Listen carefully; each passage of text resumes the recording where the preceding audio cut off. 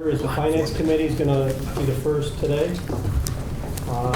Item number 2 on the Finance Committee is we have 2 minutes for 2 separate meetings. I'm going to do one at a time. To consider the approval of the minutes of the Finance and Economic Development Committee meeting held on March 21st, 2017. I'd like to get an approval on those minutes. I did, I second that with the one correction that we talked about. Okay. Motion by trustee Byrd, seconded by trustee Canuto. All in favor? Aye. Okay. The second, consider the approval of the minutes of the Finance and Economic Development Committee being held on May 23rd, 2017. So moved. Second, all in favor? Aye. Okay. The third line item is going to be review May's 2017 board report. I'd like to go through that. Pretty much this report that I'm going to be going through is just 1 month of activity. Basically, I'll go over the main line items that we need to go over. As the months go forward, we will have information that will show to budget and also show what we're doing compared to last year. Sales tax, as you can see, the fiscal year, it's $956,043. We're down about 2.3% from last year's first month.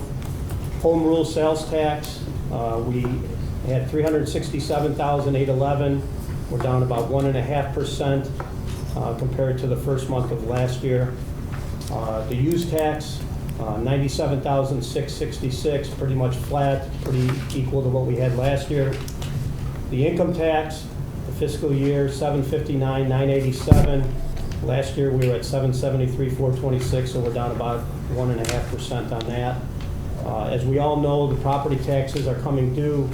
The notices are going out this next month. They will be due August 1st for Cook County. As everyone, I think, understands, Cook County takes 55% of the first tax bill. And then the second tax bill will basically make up whatever the tax amount is. Will County, those come out in 2 installments, and those also are right at this time. So those will be coming in from the authorities as we receive them. And that will be in our discussions over the next few months as far as what's going on with those.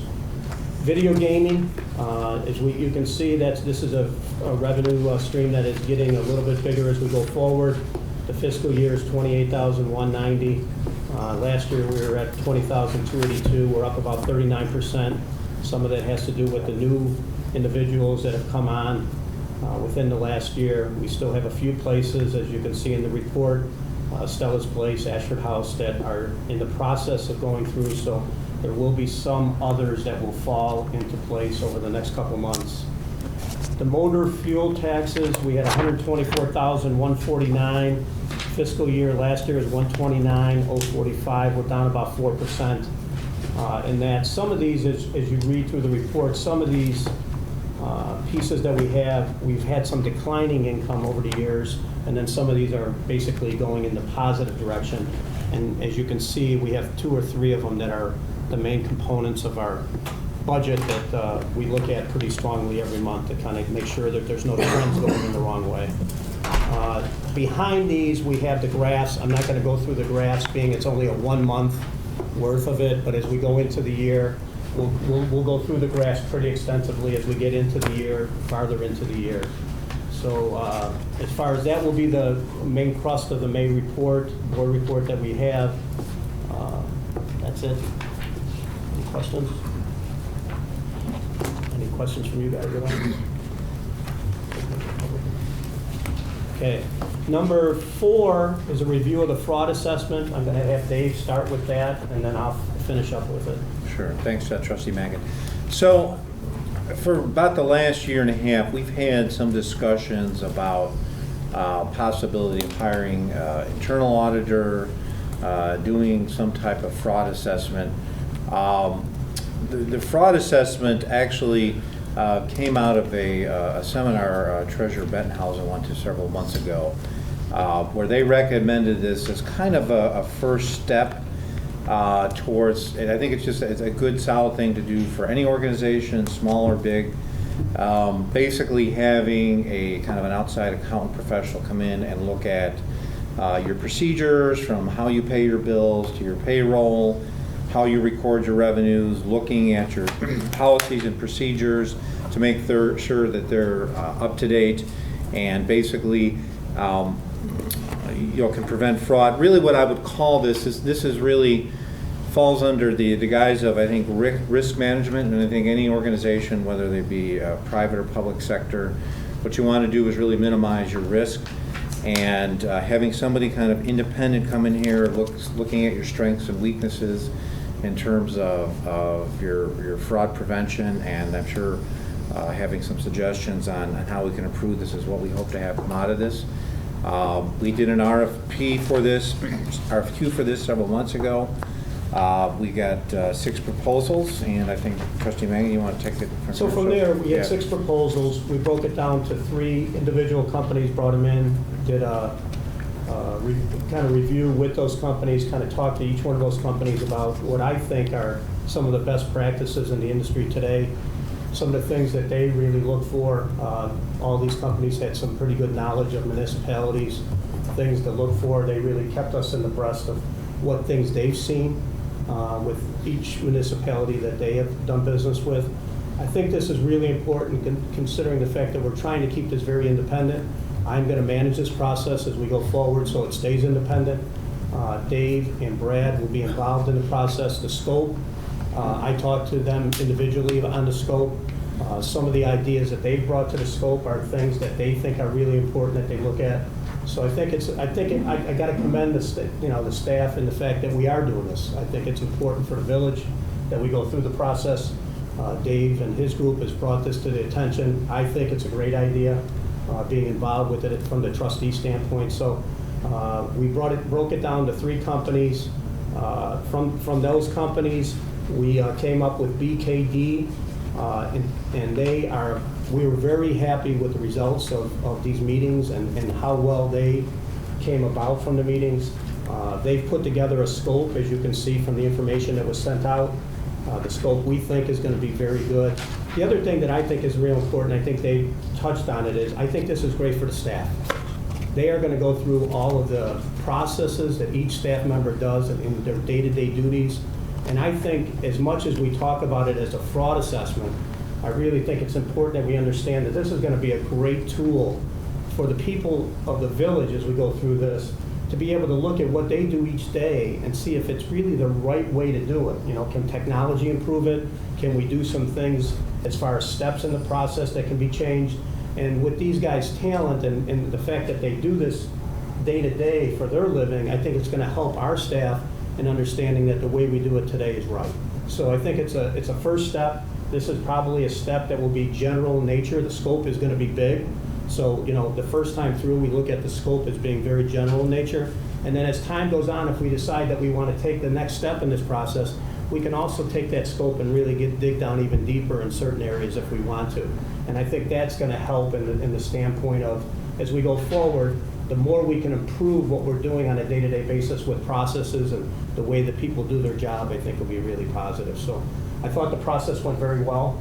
The company is very good. The individual that is going to be managing this, I was very impressed with. I don't know how you felt on it, Dave, but the guy really, he understands what he's doing. And so our next step in this is basically to take this to the board and move in that direction. And we're looking at timing now and on when we can do it. We're trying to, the hard part about this is we have an audit going on, and then we have the fraud, and we want to make sure that these don't, because we're going to have some of the same staff working on both areas. So we're going to try to set that up to where it kind of works out that, the people in the finance department aren't going to be overwhelmed, and other departments also.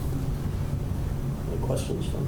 I'd just like to commend you on the thorough interviews. This is an upshoot. Bernie Brady recommended this when there was still a budget and audit committee as an independent auditor position, and it's kind of evolved. I like that it's got that independence. It'll be kind of supervised by the finance committee, and I like that it's looking at the processes to make sure that checks and balances are in place so that the employees feel comfortable and we feel comfortable with the decisions based on those checks and balances on that process.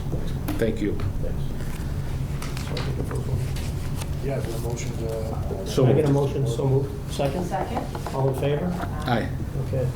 BKD to the board. BKD to the board, and our game plan is July 11th. Then Correct. we'll take it to the board. Good. Anything else, Dave, on that? That's it. Okay. The number 5, I'm pulling from the agenda item today. We still have some work left to do on that, and I didn't feel comfortable, so we're gonna table that for today. That is it. Next would be any comments from the public? Real quick. Yep. In regards to this internal audit, in what they submitted to you, is that going to be put up on the website as their scope of work? Because I'm obviously at a request for quote, Right. but like what they came back with, I'm curious to see what they're actually going to be looking at. Is that something that, Laura, that we can put up? I can find it. The scope is in the committee packet, which I think. Oh, it's in It's- the, Yeah. yeah, just it's on the because they website. just post the agendas, they don't actually post packets. Yeah, Oh, they the do? packets are on the meeting and agendas page. Is it? Yeah, that's what I thought it was. Oh, okay. Yep, So if you Yeah. go to there. There's a whole if you have any No, questions, you know- okay, it's already there, that's Yeah. cool. it's there. Yeah. Yeah, I just go to the public notice page, so I apologize for Okay, not being. meetings and agendas. There's too Okay. much Well, I just saw information grounded. I just saw the agenda, so thanks, Yeah, guys. Take a look at it. I mean, will, yeah, it's, because I'm just I think curious it's to what pretty they're thorough. actually going to be doing. Okay, Yeah. that's good. All right, thank you. Okay. Any other comments? Okay. Like to close the meeting? Motion to So adjourn? moved. Second? All in favor? Aye. Aye. Is it, all the times seem to be 7:30. That's probably not right, right? Okay. I'd like to open the Economic Development and Marketing Committee meeting. Do I have a motion? So moved. I'll second. Thank you. I'd like to consider the approval of the minutes for the Economic and Marketing Committee meeting held on May 23rd, 2017. So moved. Second? Thank you. All those in Aye. favor? Aye. Motion carries. Motion carries. I'd like to discuss adding one Class AV liquor video license and one EV liquor video license to Fratello's Deli and Catering with 2 locations at 7101 183rd Street and 17823 80th Avenue.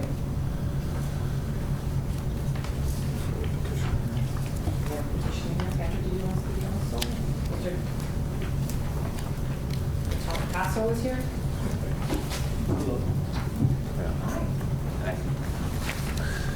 I'm Mark Picasso, my business partner Adrian Martino, and we are here from Fratello's, of course. We are the owners, and we thank you very much for even considering our request. We've been in business since 2001, and what we hope, specifically, the first restaurant would be at the former Submarina location and what used to be the State Farm next to it. That joined location would be about 2,900 square feet, and if anybody's had the opportunity to be in our Homewood location, it would be a little bit bigger than our Homewood location. And what it really is a hybrid restaurant of fresh Italian imports, all homemade foods, catering, and we feel the gaming is essential, but it's really not going to be as huge of a revenue stream as a parlor or some other, even a bar for that matter. We would probably be beer and wine only as far as pouring goes, but we'd be very excited. We're both residents of Tinley, and we're very sensitive to making sure that our business is represented well. So any questions, I'd be happy to answer. Any questions? I love the idea of the business. It's the gambling that I'm not particularly keen on. Is it possible that you guys can survive without the gambling? Is that- Survive, yes. Here's our concern to address that is we don't want to ever get into an economy where we're asking a customer to pay $9, $10, $11 for a burger or a salad. Unfortunately, in our economy with $7,000 rent, which is what we're being asked, we all know that minimum wage, the economy's a scale, the minimum wage is going to rise quickly and very soon. Our costs are so significant that additional revenue streams are really something that we had to look at. I'm sorry, the soda tax, of course, is going to hurt everybody alike, but raising the price to our customers as minimally as possible is really our goal in this case. So we understand, like I said, the concern there, but it would be, if I could kind of describe to you, if you've been in one of those locations, it would be in the back, and there would be a wall really covering the area, surrounding the area. So we've been told it's only going to need a space 10 by 25, which is really only a very small space in the corner. And we're talking about brick oven pizza, so many other things that are going to be offered to our customers that this is really just going to be a small part of it. Can I ask you one? Yes, sir. So you have two separate businesses here, right? We are Two different concepts, right? Two different concepts, correct. The one we've been speaking of this whole time has been the Submarina one. The one by the train station at 80th Avenue is the former San Fratello's. That's a 6,000 square foot facility, and we have to get this one up and open, and then we would like to address that one as well. But So the Submarina one, that's the grocery store? that's going to have groceries. We have a lot of homemade products, sauces, jardiniere, pasta, olive oils, things like that.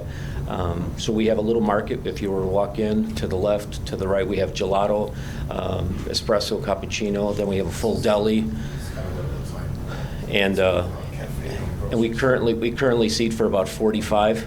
You can see in the middle left, that's kind of the grocery area. Homewood store you were talking about? What's the address on the Homewood? Dixie Highway? 182nd and Dixie. It's got I went a. there last week. Thank you. Did you have lunch or? No, I just wanted to check. Okay.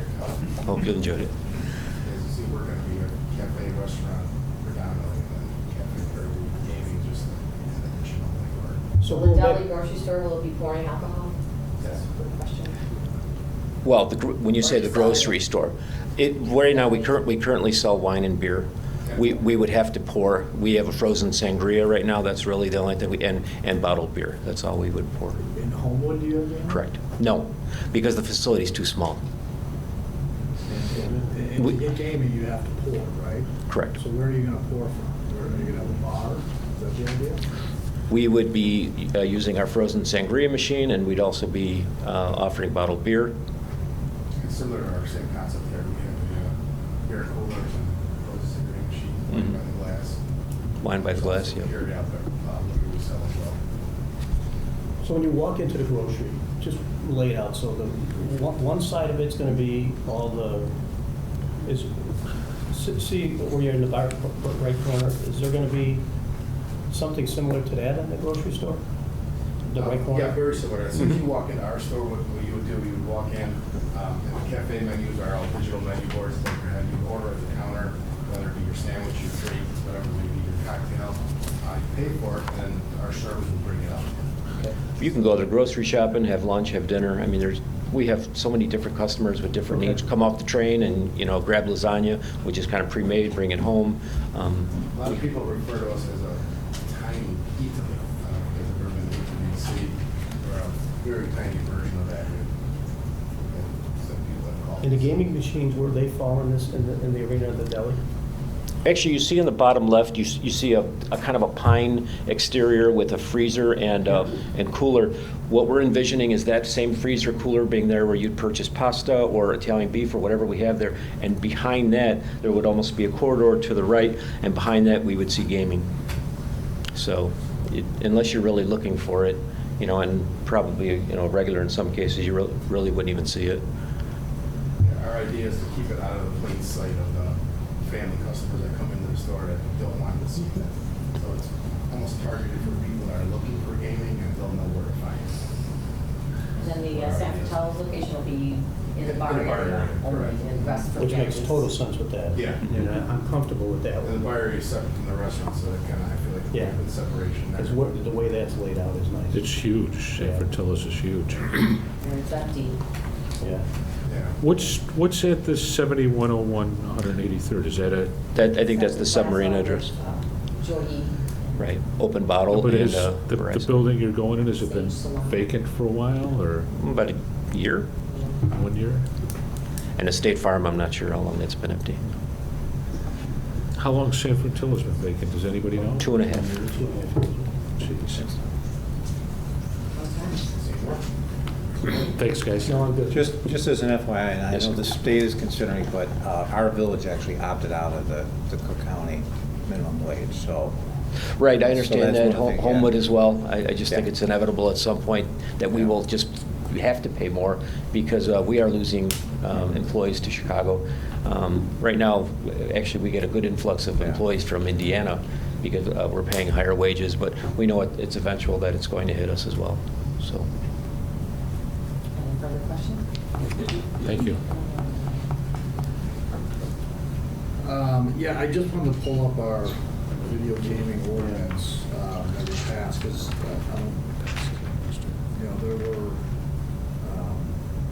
when we did that, maybe a year ago, we specifically banned video gaming cafes. I'm not saying that this is, and this qualifies.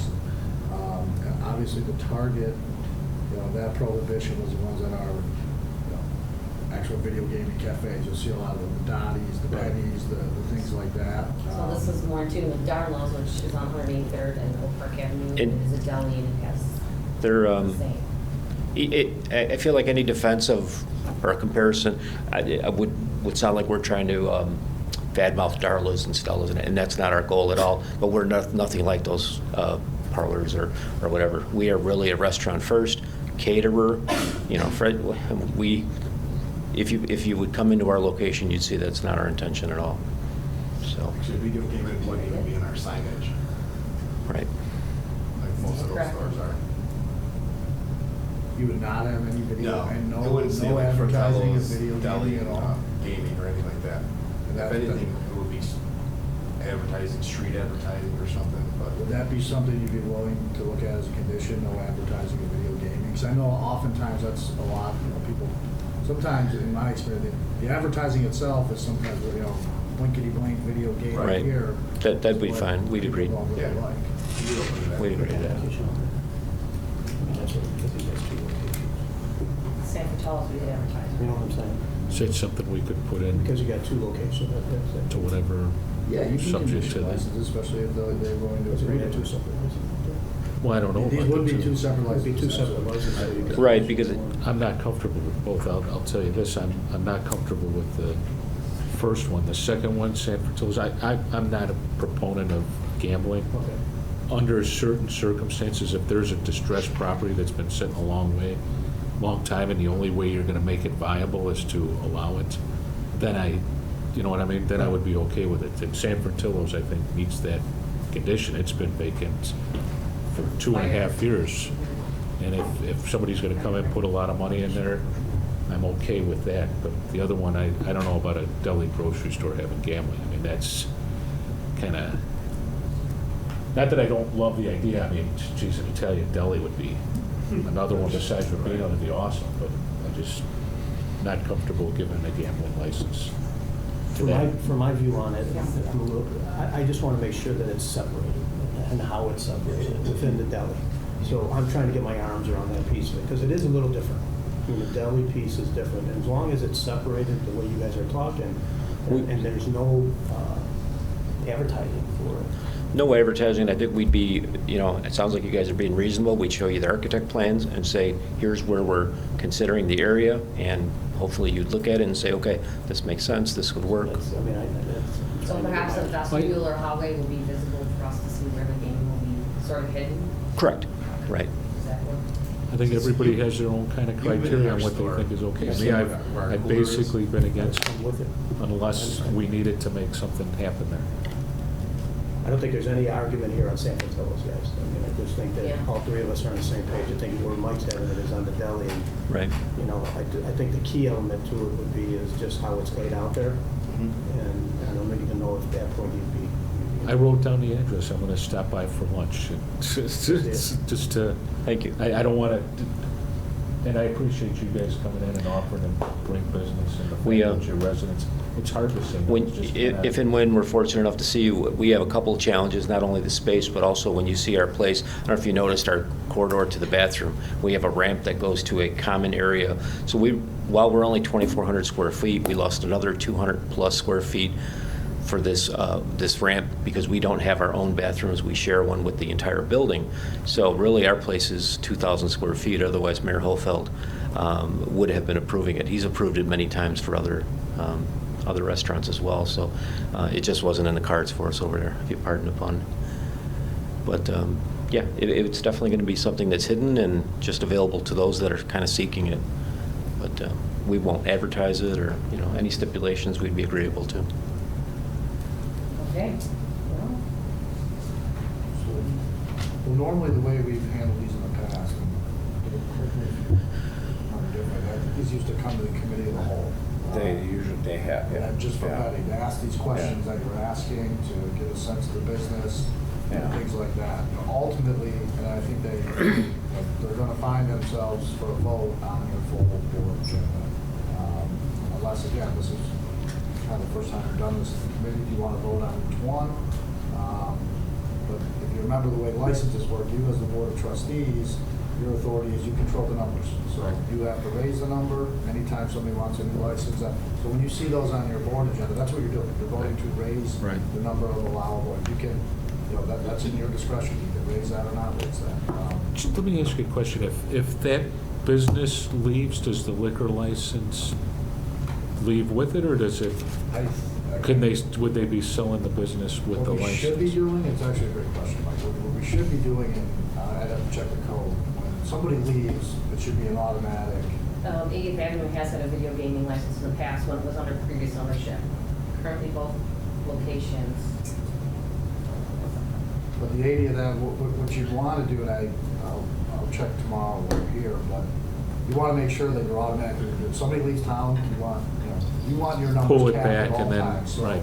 So you have this available vetting, you can talk about issues, you can talk about conditions, get exactly what you're doing right now.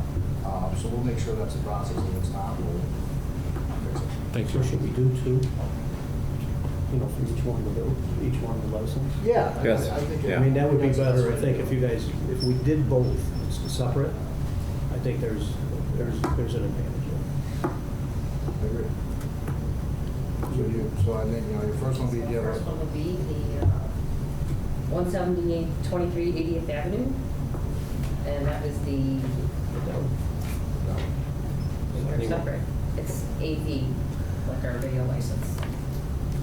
So the first one, AV liquor and video licensing for 17823 80th Avenue. I almost said my parents' address. Yeah, you got it. It's backward. So we can motion to, Motion to recommend that license. that license to our July 11th board meeting. Make a motion. I'll second it. I just want to say, though, that, just recap, to distressed property, it won't necessarily get off the vacancy rolls unless we do something. That's why I'm for this one. That's correct. And the second is a, Let's take a vote on that. So we have a motion from trustee Mangan. Second. By trustee Panino. vote. Call. All those in favor? Aye. So that motion that will be, again, the full board still has to vote on it. But we'll probably denote on the agenda that it was recommended by this committee. Thank you. And the second? 7101 183rd Street is the EV license. And we vote to, Is there a motion to recommend? I'll motion to recommend. I would just like to see the layout, at some point in the process here. That would be a good. Would you want us to bring that to the next board meeting? That's what I would like to ask. We get a minimum of a floor plan available. for July 11th. Well, I think you probably want it before the board meeting. Before so the people board can- meeting. Right, We can take a look. certainly, yeah. Yeah. Then if there's any questions, you can. Yeah, we can send it out well before. I'll make a motion based on that. Motion, is there a second on the, again, this is just a recommendation. It's a recommended. You need, I'll second it, but I'm not for it, just to move it To along. clarify. Right. All those in favor? Aye. Nay, Aye. Ayes have it. Motion carries. but I will take a look at it. Please come for lunch.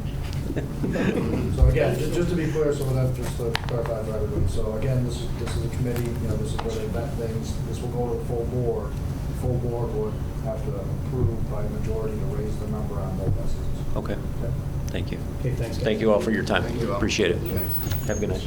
I really don't like this setup. I want to move. It's so weird. I'm looking at Do I people sit? sideways. You want to sit here? Or I can just sit. This way I can see people that are talking. Not a good setup. Well, I can You want- whichever. No, you sit Okay. there. It's just weird with the committee, they're looking backwards.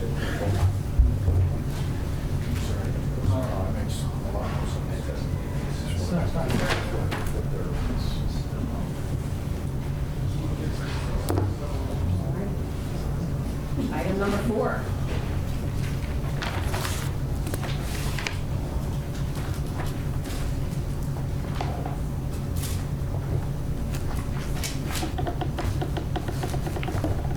Discuss Surface Shield property tax abatement. Orland Park, Illinois, Surface Shield is interested in relocating its manufacturing and distribution operations to Tinley Park, soon to be vacant, 8451 West 183rd Place. Surface Shield plans to invest $100,000 into the 101,085 square foot warehouse. Surface Shield will also invest over $600,000 in machinery and equipment. Surface Shield will relocate 55 existing employees and provide up to 35 new job opportunities within 36 months. The request is a 4-year, 50% property tax abatement. The Tinley Park incentive policy allows a Will County property tax abatement for projects that will meet Will County criteria. But for the property tax abatement, Surface Shields would be unable to make the acquisition of the feasible property feasible. Surface Shields is also considering a site analysis in Munster. The project meets the job creation incentive exceeding the 25 required per the economic development incentive policy, and the project meets the high economic multiplier industry requirement such as manufacturing, research, and development, or healthcare. The project will result in the attraction of the national headquarters, which is New Jersey. Is there anyone here from Surface Shields? Hi. Hi. And it looks like it's lady owned.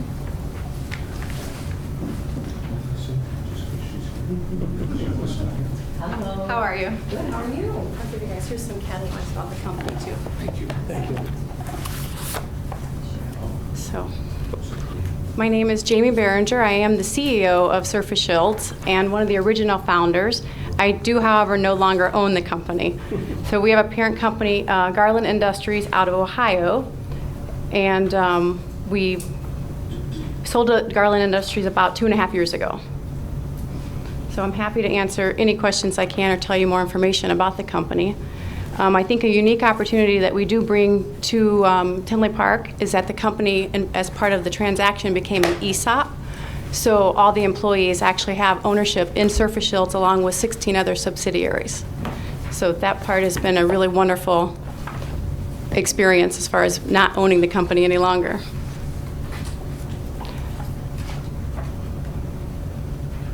How many employees do you have now? We have 65 now. We do have a separate location in California, so we have 55 here in Illinois.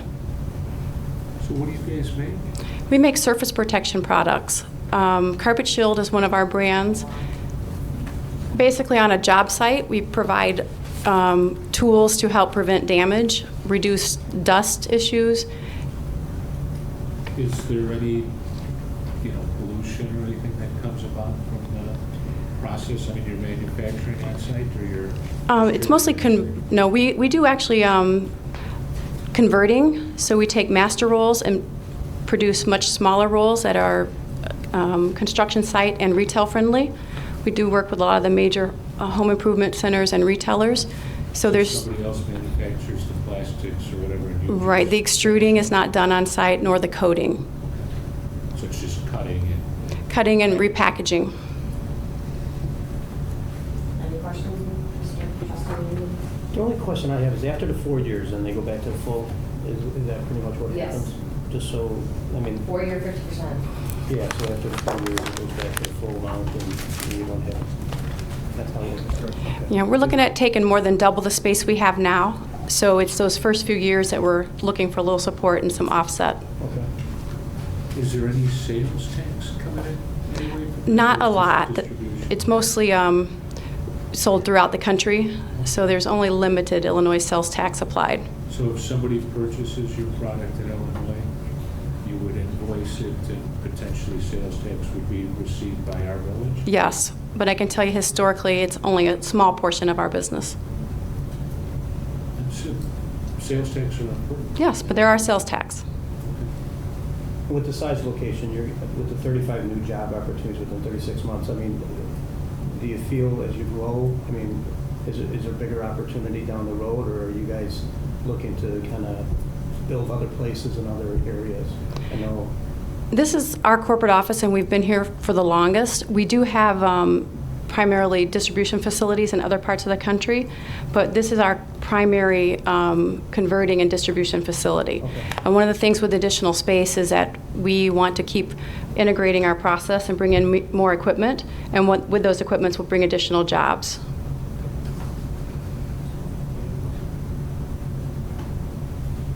That's a great question for you. Sure. About the schools. Yeah, the 50%, we might talk about those real fast. Are all the other taxing districts on board, or is this just us? This, we're starting right here, then we're gonna go to the next ones. So we'll be going to the county, then both the school districts as well. But we're kicking off the motion. Is this something we've done before, or just kind of, I mean, it's a significant investment, and obviously any help to get them in is good, and property being vacant wouldn't be.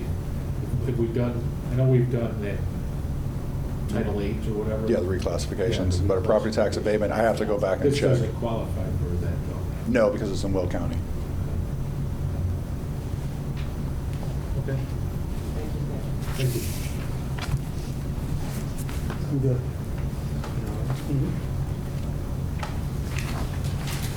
Jamie, we have another question. Would you be willing to give Tinley Park residents preference for jobs and hiring? I think it comes down to skill, but what we found is people don't want to commute very far, and we get really value that kind of work-life balance. I know right now when we have candidates coming and they have to drive more than 20 or 30 minutes, we really scrutinize them and say, you know, is this going to make sense in the long term? Because we want to have long-term employees. So I don't think I think skills come first, of course, but I think naturally people, we tend to gravitate to the ones closest because we feel like we have the best chance for them to be long-term employees.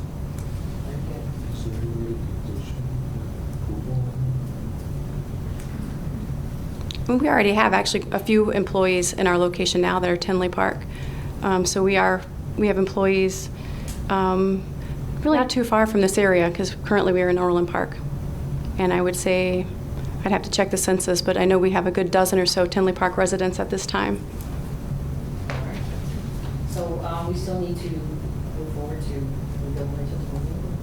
Well, it sounds, are you, Or is there a hang up with so are you looking for some type of commitment from the board, and then you're gonna take that to the other taxing districts? Well, the idea would be that we would go ahead and do our property tax abatement, then we would go pitch them to their property tax abatements as well. So this would be a vote to abate it for 4 years just for our portion, and then we go do the same thing for the other ones. And hopefully, once we get all 4, we get the deal.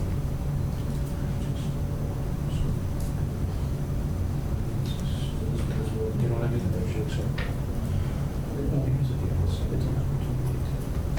So this would be a recommendation to the board. Yes. And we will vet this through the ECC on the 10th as well. That was just the timing-wise, it made sense to start this now. Okay with going forward. Motion to. I'll make a motion to recommend it. I'll have some more questions for you later on. Sure, thanks. Second. All in favor? Thank you for coming. Thank you, guys. Thank you. Thank you. Thank you, Jim. All in favor? All in favor, aye. I'm sorry, Mike, I didn't hear you. Aye.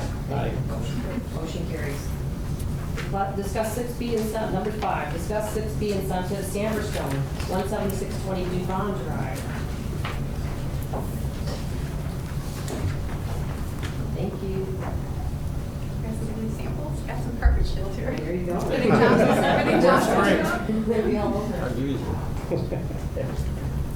Sanderstone is interested in relocating its fabrication operations to Tinley Park's 17620 Duvon Drive, which has been vacant for 36 months. Sandber plans to perform over $500,000 of rehabilitation to the 48,826 square foot 2-story brick warehouse currently receiving a reduced vacancy assessment. Sandbar will also invest over $400,000 in machinery and equipment. Sandbar is contemplating relocation of 5 to 10 existing employees and hiring up to 5 to 10 new full-time job opportunities within 36 months. Sandbar has been in business since 2008 and is engaged in the fabrication of marble, granite for countertops, flooring, paving, fountains, and ornaments. Sandbar's customers are mainly hotels and restaurants. Sandbar is requesting Class B incentive. Cook County provides an incentive program to allow the reclassification of industrial property to effectively lower their tax. The Dubon Drive Industrial Park has been designated as eligible for Class B reclassification based on studies performed in the past and approved by the village and Cook County. But for the reclassification extension to a Class B, which will provide a 60% savings on industrial property taxes for 10 more years. Sandbar would be unable to make the acquisition of the property feasible. High property taxes are a primary reason Class B incentives are granted, and the inherent competition with Will County and Indiana. The following statements are consistent with the village Tinley Park consenting policy. The developer will file the Cook County forms, plans to be for the long-term owner investor, plans to comply with village obligations to the Class 6B. Increased property assessment value and taxes will be generated for both the village and all other taxing bodies, even with the Class 6B. The location of the building is desirable to the community and enhances the value of adjoining developable land. The project will not create a burden and will effectively utilize existing village infrastructure. The Class 6B property tax reclassification makes industrial property marketable and competitive. The project meets targeted development area guidelines and approved incentive policy. Staff is recommending approval to the village board at their July 11th meeting. Is someone here from? Hello, sir. How are you? Good evening. Stone guy? Hi, I'm Scott David, and I'm here with Jonathan Sambor. Hi, how you doing? Hello, Mr. Aguilar. Here to answer any questions you might have. Everything you said was right on target. The building, the only thing is the building's 19,000 square feet. The land is like 48,000. But otherwise, everything you said was perfectly correct and consistent with what we've provided. The building itself is 40 years old. John has gone through it with I know the building. yeah, it's falling apart, and it's been The really- city inspectors are going to be there tomorrow, all 5 of them, so. Did you already purchased it? I mean, you own it? No, we're in the process of trying to purchase it. It's just such You a want to big, get your numbers right. yeah, it's such a big Pandora's box that, you know. Structurally? It's structurally right now it's sound, but if nothing is done to the property past this winter, it'll probably become very close to, like, you know, knockdown situation. So, but we're hoping to get the deal done before then, so that I could quickly go in there and repair it and occupy it and produce business out of it. So. This stone fabrication you do, is it like create any pollutants or noise or anything like that? I'm just kind of. No, when we actually cut stone, when you cut stone dry, it creates dust, but we use water to contain all the dust. We have all self-sustained recycling systems inside. We cut marble and like landscaping types of stuff? No, we cut marble, granite, and quartz for countertop applications, but since this is a rare building with a high ton capacity crane way into it with 15 tons, we actually want to look into getting into larger ornate type work.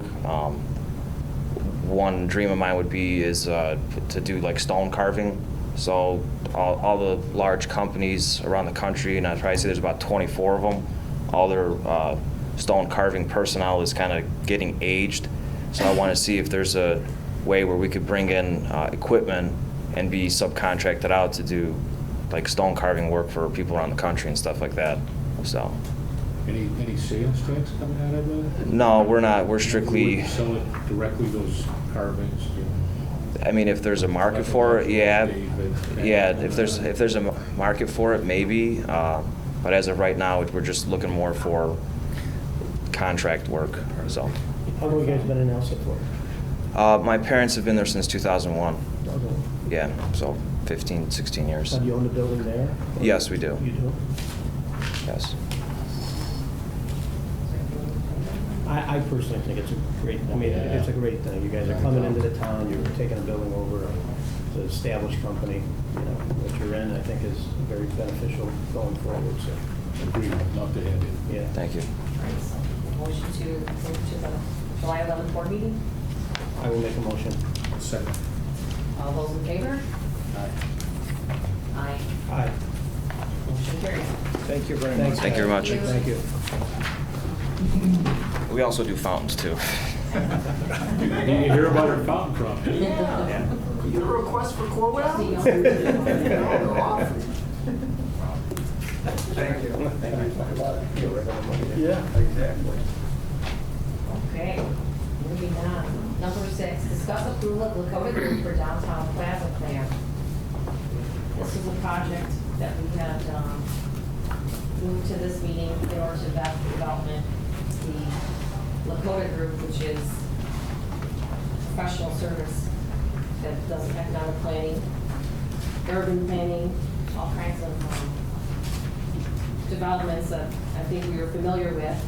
So I took upon myself to call some of the references which they we call the allies, Michael was concerned for. The gentleman in Notre Dame University, they have a development there, which involves, it was a blighted area. The university had purchased some homes and has turned it into a wonderful development in its housing, multifamily housing, also student housing, and many shops and restaurants. The other reference I obtained was from a gentleman who was going to do Ashland Avenue redevelopment of BRE, and they had also highly recommended Lakota. They have, their project did not go through. It was for bus lanes, and the community was not happy with that. But other than that, they had high accolades to report for the company itself, which I highly recommend, and I really like the Irish Green also. I took a walk around Homewood last week on Friday, walked through the development that they've done over there. There's similar transit type of a development. We have a train like we have a train transit, and also many restaurants. They have a bank that was made into a boutique hotel that was lovely. And I asked around in all artistic salon and many shops over there what they thought of their downtown area, and everyone was pretty pleased and positive about it. One or two people said there were too many bars, but I did notice there were a few restaurants and nice floors, so it was very nice. So I would like to recommend that we do go forward with Lakota, with the exception that they do some other urban planning for us, not just the plaza. It seems that we're putting the cart before the horse. There's many developments that are pending in the downtown area. They're proposed, they may not happen. I'd like to broaden the scope of Lakota to include the various adjacent parcels that surround the whole downtown. It seems as though we own one piece is empty. It's a kind of a jigsaw puzzle currently. I'm not sure I want to sacrifice what makes our town unique. For example, walkability, transit, small businesses, and the quaintness for the sake of overly aggressive development at this time. So, Dave and I to meet with Lakota to reassess our plan. Recommendation. My thoughts, guys, just since we're on the subject, I thought the two firms that bid, this one is more of an architectural firm. I think they'd be a better fit for what we're looking for. My other thought is before we go into a contract, we got to firm up the where of the ones. You know what I mean? Kind of what we're going to build and where it's going to be before we start paying consultants to design things. That's my thought. Well, that is And part. we're working on that. I mean, that is part of their task is to really help us with the where and the what. So I think Trustee Berg, I think, has a good suggestion, and they can do this. Is really, we want to make sure that they not only help us with where the plaza goes, but it blends in and works with some of the other proposed developments that could happen. So Let me ask you this, is it going to be a pay-as-you-go sort of a contract, or is it going to be a fixed amount? I mean, 'cause Well, what if we need this now, but then later on, you know what I mean, change our scope of work? Well, yeah, I mean, it's, right now, it's a not to exceed 80,000. We need to kind of flesh out, though, a little bit more what Trustee Berg talked about. So it comes back to the board, it could be more than that. And certainly, it's like any other contract, it's a scope, but if you want to add different things on there, you're going to pay a little bit more. So, I mean, and that happens unless it's a minor thing that they can do within the scope of the contract. We got our downtown meeting, I'm sure that hopefully you'll. Yeah, we can talk. That's for this week. Yeah. But that's my, I like Lakota, that's where I'd like to move forward to have them do more action. I'm okay with the group, I'm just not sure about the scope of work at this point. I'm totally on board with the company. I think they do an excellent job. We've got a lot going on with the downtown area, and I think I got to kind of look at staff and say, what's the next steps? But the view of it is I've seen 3 of these projects that they've done, and they do, it's good work. So I think we picked the right company, it's just now the next steps in the process. Right. And I was thinking only said a little clearer and better. Thank you. Okay. Thank you.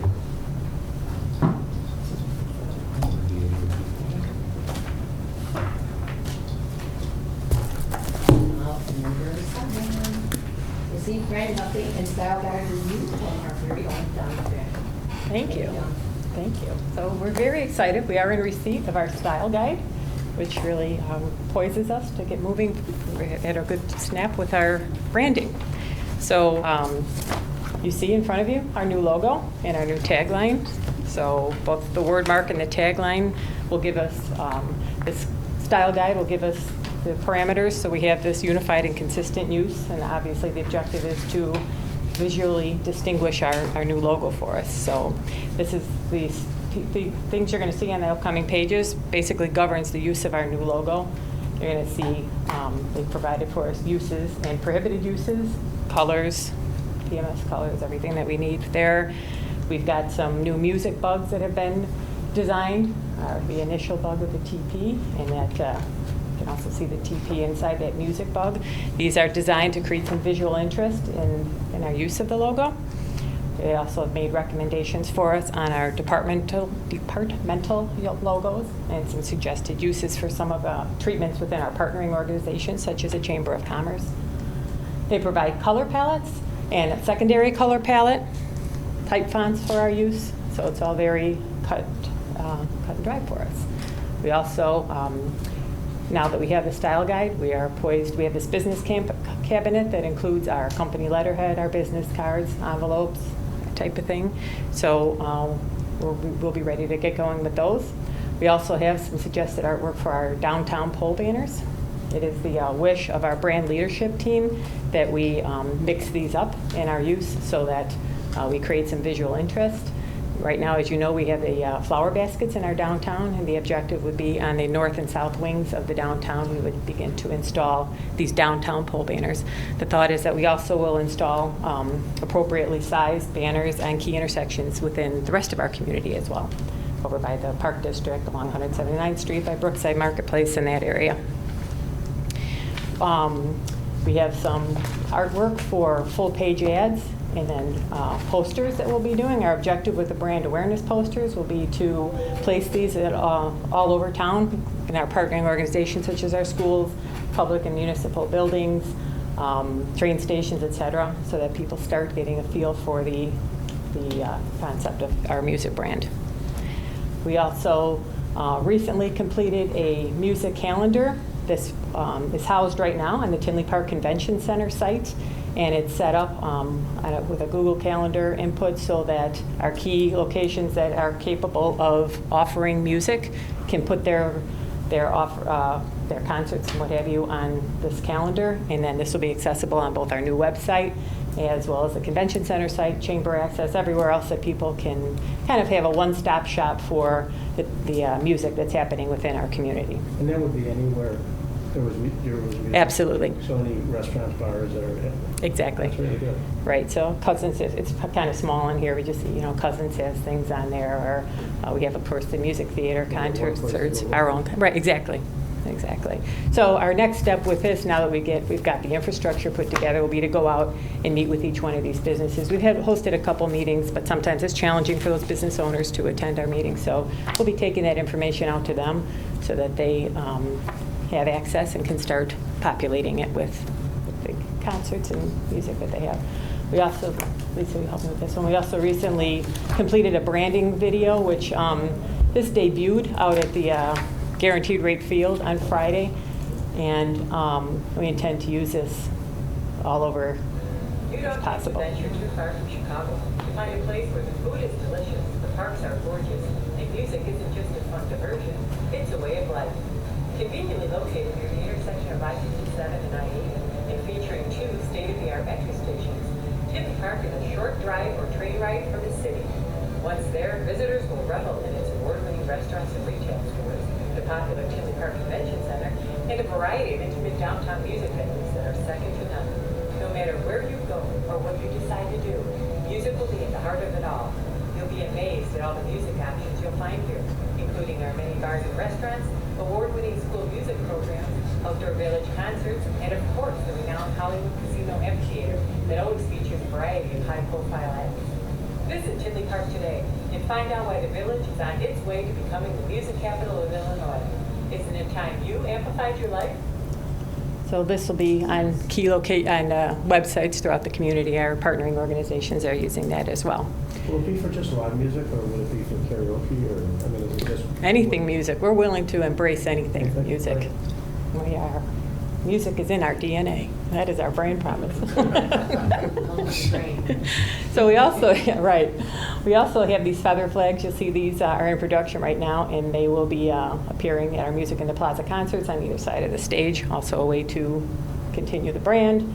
We're investigating Snapchat filters. So people who utilize Snapchat will have these geo filters. They're available for certain key times. So for example, when Paul McCartney comes to visit, we pay a very minimal amount. These Snapchat filters are available, for example, during the concert, and it's a way of pushing out our logo so people start to see it there as well. So that's happening, and these are getting ready to go to print right now. They'll be padded Tinley Park restaurant maps on the back side. I apologize that it didn't make it on here, but it's basically a map of our community, and each one of the restaurants in town are mapped on there, and then that is handed out to our hotels and to key restaurants and places where visitors would be looking for this information. And then we also are doing a hashtag campaign. We've got our hashtag is Tinley Life Amplified. That is also a URL that will redirect you to the visitor section of the village's website, and so we'll be encouraging people to utilize this hashtag as they take pictures. We are looking to get this produced.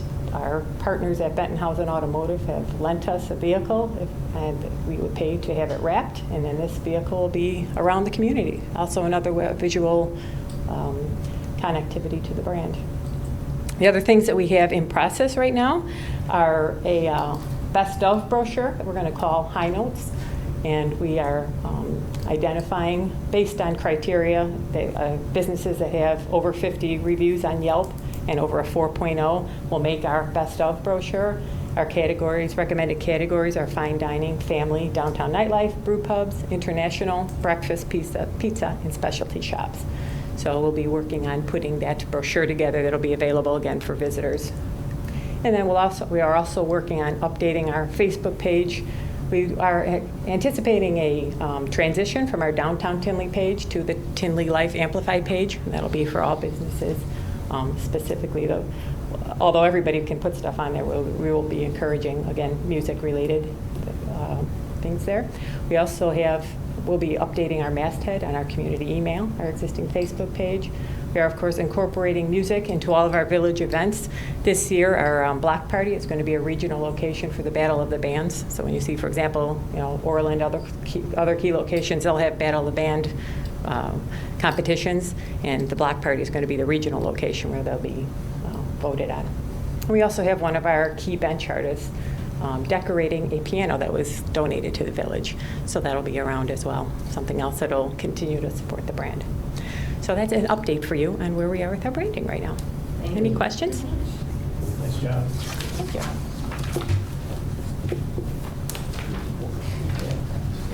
Segueing at Paul McCarthy Conference, number 8, discuss rescheduling July 25th, 2017 committee meeting.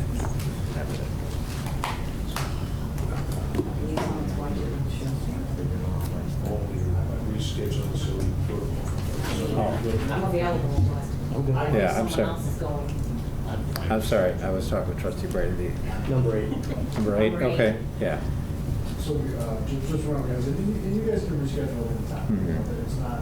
I'm good, I'm good. Just want to know when we do reschedule, as you guys have seen, anytime we change our regular date or time, our regular place, it becomes a special meeting. Just has to be noticed a little differently, and it's not that big of a deal. I think the main thing between a special meeting and a regular meeting, a regular meeting is kind of free to talk about whatever you want. You only vote on things on the agenda and things like that, but a special meeting, you gotta stick to things on the agenda. That's pretty much the deal. So, certainly not a big deal. Can we put a date on that? What date do you want to put out there, the week after, is it August 1st? Yeah, I mean, you would just have to do it, Instead of, you'd have to do it early because we have a board meeting that night. I mean, that's the way in the old days that they did it, but I can promise this, we won't have the volume of things to discuss that we have tonight. There's just a lot here tonight, obviously, so I'm fine with that. It's August 1st, okay. schedule a committee meeting to August 1st. That'll be a special meeting. Special. And obviously, you guys can want all three of them. Yes. All in favor? But you don't need any motion, that's fine. Directions given, we'll, Yeah. if you're all available, we'll look at the clerk's office, everything will be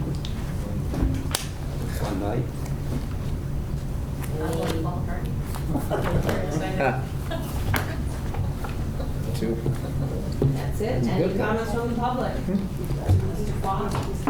All Real three. quick on the, I just wanted to make one note. I actually wanted to bring up the very thorough report that you brought up in regards to, at the previous meeting, you know, in regards to the direction of how much the sales tax was going down, but you noticed that the gambling income was going up. And Trustee Patino, I know that you've long established your opposition to the gambling, but in light of what Trustee Mangan just brought up at the previous meeting, I mean, I really think that this is kind of like gonna compensate for the sales tax. So, I mean, It's not a giant income stream. I know, but you know, it's still the one thing that seems to be going up, up, up. So I may be the only person in Tinley Park that's a big proponent of increasing it, but I just wanted to make a note of that. And in regards to this revised, what was the original plan for Lakota? Just the parking lot? The Metro parking lot? Was that the original scope of work? Either. Well, the original scope was, well, I mean, the plaza, I think, as you know. when- The plaza extension, which would have to. Roger Brooks basically said, you know, you ought to look at moving this music plaza over to North Street. Yeah. Yeah, and so, but we really had to, one of the things we recommended was basically to kind of do a study to flesh out exactly where it would be at, get citizen input on, what you need to do is really develop a business plan in terms of what you want at the plaza, and that's going to obviously determine. So okay, so size. just so I'm 100% clear, was the plan then for North Street then? With what you guys originally spec'd out for Lakota to look at? Yes. Okay, that's yes, cool. and then- yeah. I'd but- much rather have it there Yeah. than try and rip up the Metro lot and get an Yeah. intergovernmental, and then you gotta offset the Yeah. parking lot and all that, But so. where exactly it goes on North Street, how it interacts with. the Okay, and that's where the developments. expansion of scope and Yeah. looking at it as a Yeah. whole, Maybe okay, choose South Street. Yeah. right, no, yeah, okay. Really into the urban professional plan. I gotcha. Okay, so that, yeah, I just wanted to clarify that for anybody watching at home, you know, as to like, you know, where we're going with that, like what the original thing was and where we're expanding. Thank you for your guys' time. Appreciate it. Just out of curiosity, how do we compare with these video gambling machines to Orland and Frankfurt and our surrounding areas? Like, you know, The quantity? yeah. How many licenses we give out? I don't think Orland or Frankfurt. They don't have any? No. Yeah. Because, you know, Peanut is. although I'm thrilled that that business wants to come in here, especially with the pouring of sangria, but, you know, no branding, no nothing. After, if we become a community known for all these video gambling, and honestly, when I look around more and more, they're everywhere. We're not going to get out of it. People are coming here now. It's part of their, I mean, and I do believe all the hard work that you're doing eventually will turn around and people will want to be here and we won't have to be offering this. I just want to say, you know, as a growing here with all my kids, going in a deli with video gambling now, it's like, geez, you know, I'm seeing it everywhere. So I do just, like the restrictions on signs that we talk about getting that in there, because that's a big part of why you see it. right, if I didn't know it wasn't there, but you do, even at Darla's, you see it, because somebody said, well, we don't want it in delis, but that is a deli. You know, I just want to say, please don't make that part of normal business in Tinley, that every business is going to have this. Or make it at least restrictive that they have to do business here for a couple of years before they get that license. Because I don't mind businesses that have been here forever who start struggling possibly. I don't want to be known for that. You can't get out of that then, you know. Thank you. Thank you. Any further comments? Adjourn to close the meeting. Make a motion. Second. All in favor? Aye. We want to take 5 minutes before we start the next one.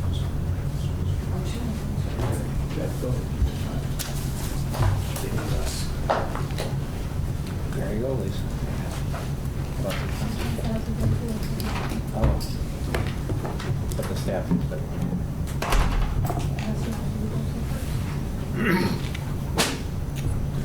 Good thinking. Yeah, why don't you, yeah. Wow.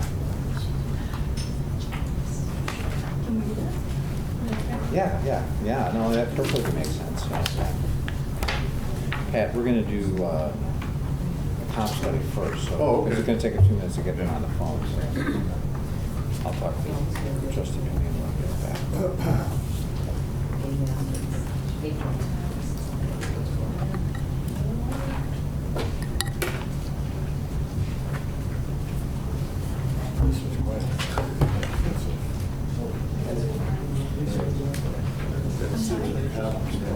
But we're gonna do a PowerPoint, both of these.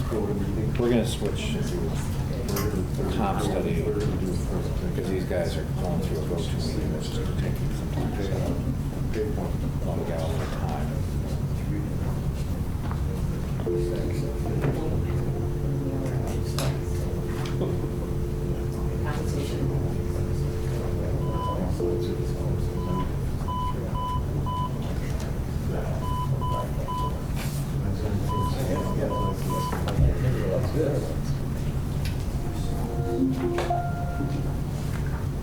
enter your access code followed by the pound or hash sign.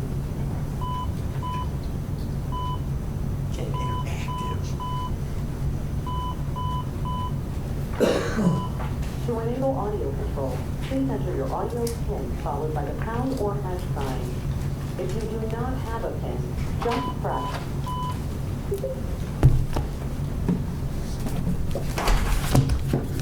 Hey, Mike, if it's okay, I'd like to do the comp study first. We've got this go-to meeting set up. Is that okay? Just switch it to Just flip it over to you. Okay, all right, okay, Just give us okay. some quick background. Yeah, okay. Sure.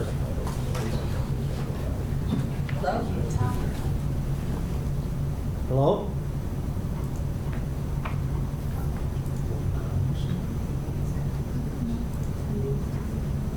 We have to open the meeting first. You have to, we do have to. So you want to get a hold of them? We'll open, do the minutes. Well, if you can, we'll just do the other study first. Okay. While you're working on this. But yeah, go ahead and open the meeting. Okay. And we'll improvise. We have a motion to open the Administration and Legal Committee. I'd like to open the Administration and Legal Committee. So moved. All in favor, aye. Consider approval of the minutes. We have a motion to approve the minutes of May 23rd, 2017. I'll make a motion. All in favor? Aye. Review stamping study. I'd like to turn it over to Dave. I think we're going to start with the compensation benefit. Dave? Possibly. Well, but while we're working on it, let me just give an overview. I guess, because both studies, both of these came up about a year or so ago. So let me first of all talk about the compensation study. So this discussion actually was about a year ago that was discussed. The village actually last did kind of an outside comprehensive study of its entire workforce it's actually 11 years ago. And so best practices, usually you want to do that at least every 3 to 5 years. So obviously we were a little bit overdue.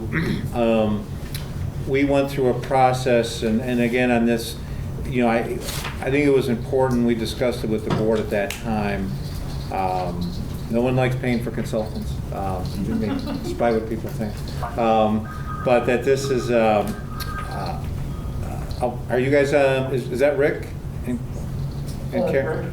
Oh, hi, Rick. Good, good. This is Dave Niemeyer. I'm just kind of going through an intro, so give me a few minutes and we'll turn it over to you. So. Okay, sounds good. Okay. So we went through a request for proposal process. We did receive a few proposals back. The company that we chose, PayPoint, has, and I'll let them introduce themselves in a bit, has done these for a number of local governments throughout the country. And really what we wanted to do was to essentially have a plan that, you know, looked at our external market, kind of looked at, and this is all the non-union positions of the village. We didn't do the union positions.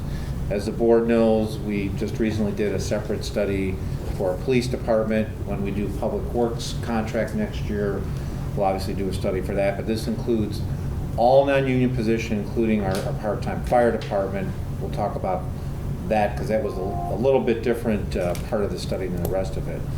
So, so we're just going tonight. Really, again, this is it's a very comprehensive study, and there's other documents, appendixes, and survey results. Not all of which you've had a chance to review. We'll certainly look at that another day. What I wanted to do tonight was really just kind of introduce the results of this study and then talk about next steps. And some of the next steps are things that the consultant has to do. Some of the things are some internal things myself and Pat and HR has to do in terms of explaining this to employees. And then we're going to need, you know, the board to kind of think about some decisions and kind of frame them at a later date. So before I introduce Rick and Karen, I actually also wanted to introduce, I think everybody knows Denise. Denise was recently, Mayo was appointed to the acting HR director position, but I also want to introduce Samantha Brunel, who was our acting assistant HR director, just started last Thursday and is going to be actively involved in this project. So without that, I think, are we all, everything's set to go and go to, okay, all right. So Rick and Karen, are you ready? I think we're ready for you guys to do your presentation. Okay, great. And so let me just, in case you don't know, we have, this is essentially the administration and legal committee. We also have a number of other staff members and some of our residents, and this is being live streamed, so everybody in Tinley Park who wants to see this can see this and hear you. So, go ahead, all yours. Very good. Can you hear me okay? Yes, can everybody hear out there? Yeah. Okay, good, okay. And so PayPoint HR had the opportunity to work with Tinley Park on a comprehensive classification and compensation study, just as David had mentioned. The study encompassed 281 of the internal staff, excluding police and public works, did include fire, and covered 73 job descriptions. But a little background on PayPoint HR. I've been in HR since 1995. I've helped hundreds of organizations and thousands of employees with regards to human resource consulting. And our focus primarily is on job analysis, doing classification and compensation studies, doing market adjustment recommendations, as well as developing paid plan sales. So I'd like to talk a little bit about our product team. Rick my husband, he is an aerospace engineer by trade. He has a PhD in mechanical engineering, and fortunately is on our team to cut the numbers in Tinley Park to make sure that our research and analyzation of the data is defensible and substantiated so that the city or the village can know that their decisions are based on good, sound practices, studies, and performance of studies. We also have a business strategist on staff to make sure our recommendations make good, sound business sense. As well, when needed, we have an attorney to review any compliance issues when we make recommendations. Going on to the scope of the work for the project, the project had two major tasks that it wanted us to perform. Primarily, it wanted us to do a salary survey to look at both public and private sector organizations who are similar to the village and collaborate with the village on who to include in the study based on best practices in conducting compensation studies. We were tasked with looking at the hours with regards to what hours employees work. My understanding is that was with regards to making sure we encompass both part-time and full-time employees, and using that data to make market adjustments specifically for Tinley Park, as well as looking at where Tinley Park should competitively position itself in the market for labor. The second task was looking at the benefit schedule and looking at the survey results based on job descriptions. The way that we approach job classification and compensation studies is in two phases. So our first phase is looking at the classification portion of the study, and that entails looking internally at the organization. And in order to do that, all employees in the study, we had them participate in a job analysis questionnaire, which was available to them in two different fashions. They were able to either log in on a custom website made specifically for Tinley Park to complete the survey, or they could complete the survey on a hard copy, in which we would take that hard copy information and upload it to a central database for review. The employees were given a briefing session, and they were explained the scope of the study, what the goals of the study were, what their role as an employee would be, the roles of supervisors, and then ultimately how to complete that PVP at job questionnaire.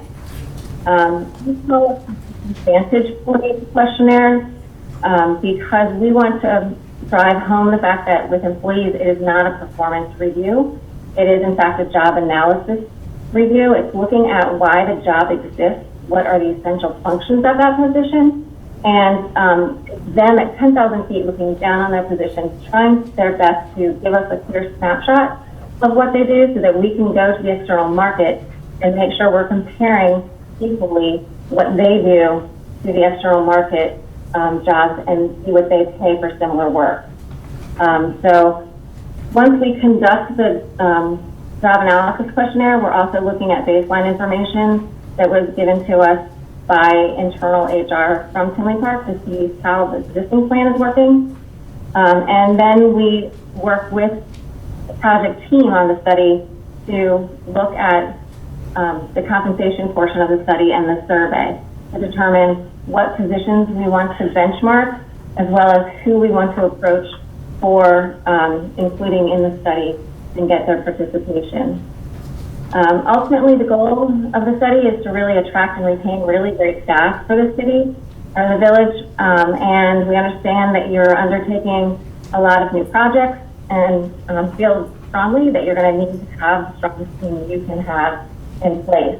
And in order to do that, you need to retain your existing staff and then look for excellent staff in the external market and be a place where employees want to work. Within the study, we also looked at compression, and if there were any positions that were suffering from compression when the market downturns and new employees are brought in when the market recovers at a higher rate than what the existing internal employees were paid if there was a job freeze or a salary increase freeze. So I think that I'm going to hand this over to Rick to discuss how we developed our comparators and cover the compensation portion of the study. Okay. The first thing that we typically do is we work along with the project team. That would include Dave and HR, Brad, and the assistant village manager, to come up with a list of organizations that we believe are fair comparisons to Tinley Park. There's going to be naturally some places where you lose employees to for hiring that we included in the list. But first off, we look at just economic factors, so that us being an outside, unbiased third party, we will just look at the economic factors to make a comparison between Tinley Park and communities, within the vicinity. Originally, we started off with looking at communities within a 100-mile radius of the village hall. It was narrowed down to 30 miles. We believe that for commuting distances and uniqueness of the geographic location, that was appropriate. Some of the factors economic factors we looked at, they're on the screen, so that would include things like population, median household income, housing price, to get a sense of how Tinley Park compared to other communities. So you see on the little picture there, Tinley Park would be the the dot at the center, and in this case it was for population, where Aurora, for instance, would be several times larger than Tinley Park, and so based on the comparison, that would be excluded from a valid comparator. At the end of the day, we came up with 42 total comparators. See the long list there, including places like Oak Lawn and Orland Park. And then from those comparators, we sent out a custom survey that asked them, these communities, what are you, effectively, paying your employees? This entire process, including the economic calculations, was presented earlier to the village board and discussed with them the entire list. Moving on to the classification results, what we did, and Karen briefly mentioned this, is that was to develop effectively a new hierarchy of how to position employees, whether it's from the village manager on down to something at the lower end of the pay scale, and to see how things have changed since the last study was done. So we consulted the existing job descriptions, the existing the org chart, what made sense for the organization. We also considered what the employees were part of their PVP results that Karen was talking about. Looked at their knowledge, skills, and abilities, and compared it with their coworkers to develop in part also the hierarchy. We also looked at the external market to see what communities there were, how they categorized their employees. Based on that work, you'll see over the next several slides, are the findings. So currently, for instance, on number one, Tinley Park has 4 different job titles that we looked at. Again, their job description and what other communities were also calling these positions. And so the recommendation was to lump them all together because of the similarity in responsibilities and duties. As an administrative assistant, this clarifies things, and it also provides an opportunity for employees that are currently in the clerk 1 position to have the opportunity to potentially move over to, for instance, the midnight records clerk position, because the titles and the responsibilities are similar, and it allows for easy movement.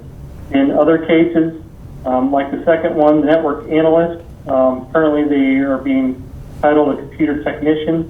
A lot of the features in the job description was more closely resembling, somebody, like a PC repairman kind of person.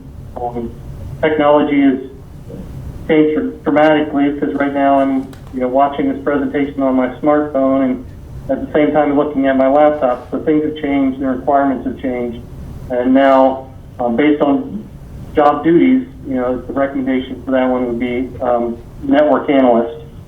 There are other positions that were looked at where there was a difference in account or a different in titles. So number 3, where there's 2 different levels of accountant 1 and 2.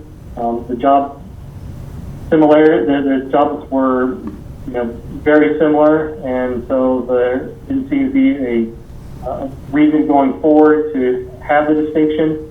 The only distinction was pay, and the compensation portion of the study took that into account.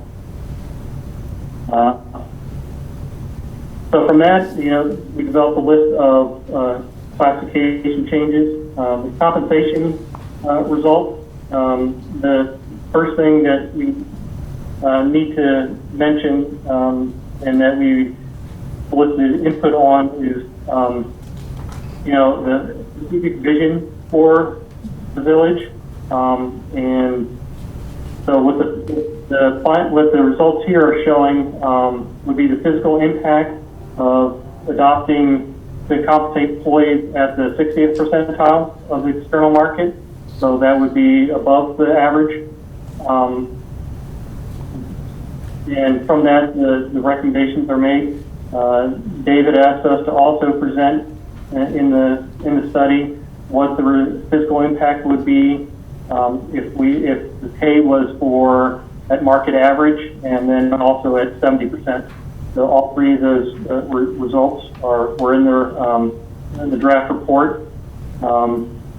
We prioritized the list on our recommendations on who to address first. And typically our approach is to look at the employees that are substantially below market. So in this case, the midpoint of their current salary range is 10%, below what the market is paying. And we also typically start at the very lowest end of the pay scale first. So the first recommendation is to look at the part-time employees, particularly the auxiliary police officers and the part-time fire inspector. There's a total of 14 employees that are part-time and are substantially below market. The impact to adjust their salaries to be at the 60th percentile is $10,150. The next recommendation would be to look at the non-management positions that are also substantially below market. That would include the computer technicians, planner 1, marketing assistant, the administrative assistant, and the zoning administrator. Those 8 employees with the financial fiscal impact would be $104,000 to adjust them to the 60th percentile. Next, we look at the non-management employees that are below market, so that's between 5% below and above the 10% one. It encompasses these 4 employees, and the fiscal impact would be no less than $31,000. And the 4th one, we finally get to the management, and again we put it in this kind of order to impact more bang for the buck and impacting the lower wage earners or the higher ones. You can see the list of the management positions that are substantially below the current market, from the marketing director to the HR director, the deputy clerk. The total for those positions recommendation would be $152,588. And then the 5th category would be the management positions that are just below market. That would include the 2 police chiefs, assistant village manager, and the executive assistant. The fiscal impact for that was $52,505. The 6th recommendation is addressing the employees that are, at market. They are currently being fairly paid. So the recommendation is that the normal cost of living market adjustments be made. The village is, right on with on paying those employees. Now, for the employees that are either above market or substantially above market, and that would be for whether they are in management or non-management, the recommendation would be to freeze their current level of compensation until the salary scale catches up through normal, cost of living adjustment. We don't recommend pay reduction for the simple reason that it is highly demotivating and often leads to attrition. The total impact for making these recommendations, if they were all considered at once, would be $350,000, and it would impact 39 people. As David mentioned earlier, the part-time firefighters were also looked at. We start off with within 30 miles of Tinley Park. That included the fire protection districts. The results from that the current salary was 2.5% more than market, and that no salary adjustment is recommended. We also stretched out further to look well beyond the village hall for references, and we saw similar results. While further away you get, there's an opportunity for places with volunteer or with part-time firefighters with a cheaper cost of living to pay lower, but it was not substantially different. That would change the recommendations. And now I turn it back over to Karen to talk about the benefits results. Okay, great. So with the salary survey, we also sent out benefit survey questions to the participating or vetted comparator organizations. And we developed a list of about 12 questions to include in the survey with the help of Tinley Park project team. The questions we included were cost of total compensation as a percent. Cost of total benefits as a percent of total compensation, and found that Tinley Park is paying currently 2% higher than what the average market was based on our survey. However, based on national averages, the national average for premiums or benefits as a percent of total compensation run between 30 to 35%.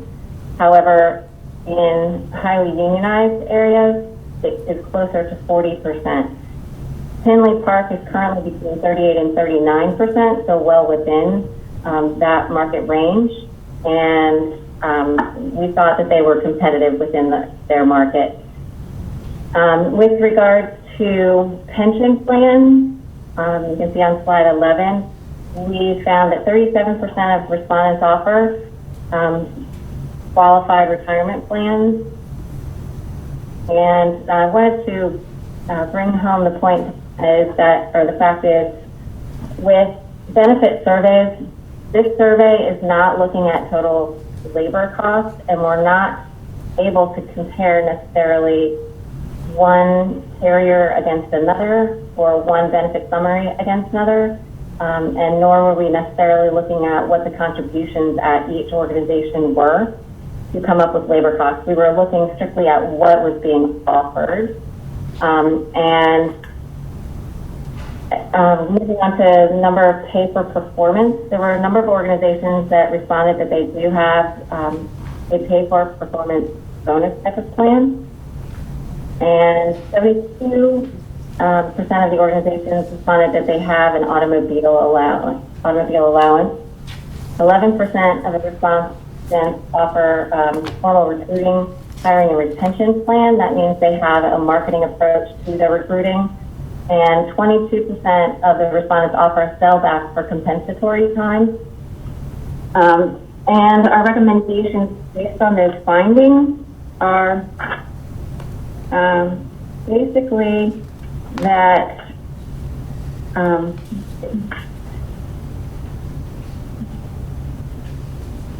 we feel that the village should consider updating their existing job descriptions to reflect accurate education, certification, and experience required for each position. We found that those were outdated.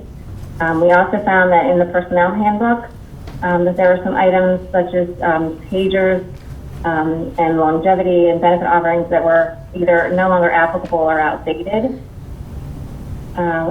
With regards to performance pay, we understand that Tinley Park is currently using a performance pay type of program, although it may not be completely utilized or deployed, and feel that the village should incorporate a 360 employee performance review where employees are able to self-analyze themselves, have their peers give them a review for their performance, as well as have their managers review their performance, and that gives an additional objectivity and makes the performance review less subjective. With regards to supplemental type of benefits, there is a big trend in the market to offer educational assistance, specifically because baby boomers are retiring and millennials are coming into the workforce and will need training, and that is something that they highly regard and the ability to get experience. So we recommend for the village to set aside funds to incorporate an educational assistance program and tuition reimbursement. We give examples of how to implement that in our final report, but we would look at things like what type of courses are eligible for reimbursement. We would say you would need to look at what facilities you would consider or facilities to use as a benchmark to pay tuition off of. And if you wanted to set up either annual or lifetime maximum. With the benefit survey, we found that 72% of the organizations do offer a car allowance and have recommended a car allowance policy. And with that policy, we recommend how to handle if an employee is terminated, if they use their private vehicle, when are they allowed to use a village vehicle? If they were to travel outside of the village, do they get mileage reimbursement? Are they able to use the village's gasoline and oil? And they have to maintain, obviously, their driver's license and insurance. So I think that's it for us on the benefit side of recommendations. Yeah, just the last slide we have, our future steps and some of those issues that Karen already addressed, including the 360 employee performance review. We also recommend that the results of this study is distributed to all employees, not only links on the site, but hard copies, the entire process. Intended to have their involvement or to be open and transparent. So that'd be part of it. Guys, this is Mike Petito. Can you hear me? Things change every 3 to 5 years. For it to be tell them to wrap it up. Maybe they can hear you. Looked at.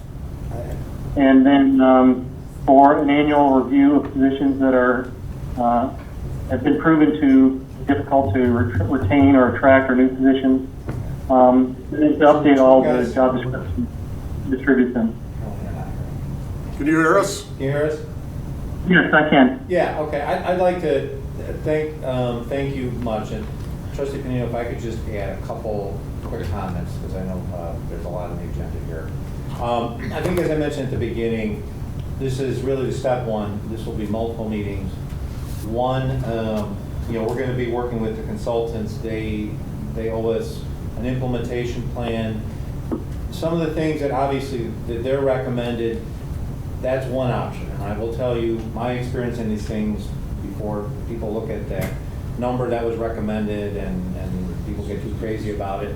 There's lots of different ways to look at positions that are below market, and what we have to do is obviously look at, I think some of the key things that we'll need to discuss in the future is going to be, one, I think one of the key decisions is going to be this percentile issue that they discussed. So essentially what that means is the 60th percentile essentially means you're paying people slightly above average compared to your market.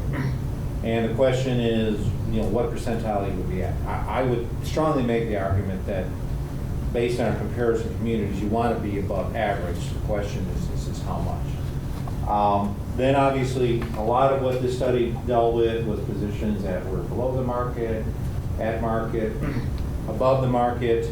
And I think there's a lot of different ways to skin the cat. I think the key is we really have to kind of decide, what our critical positions are going to be in terms of the competition and the types of recruitment that we want to do, and also kind of looking at what our unions think also.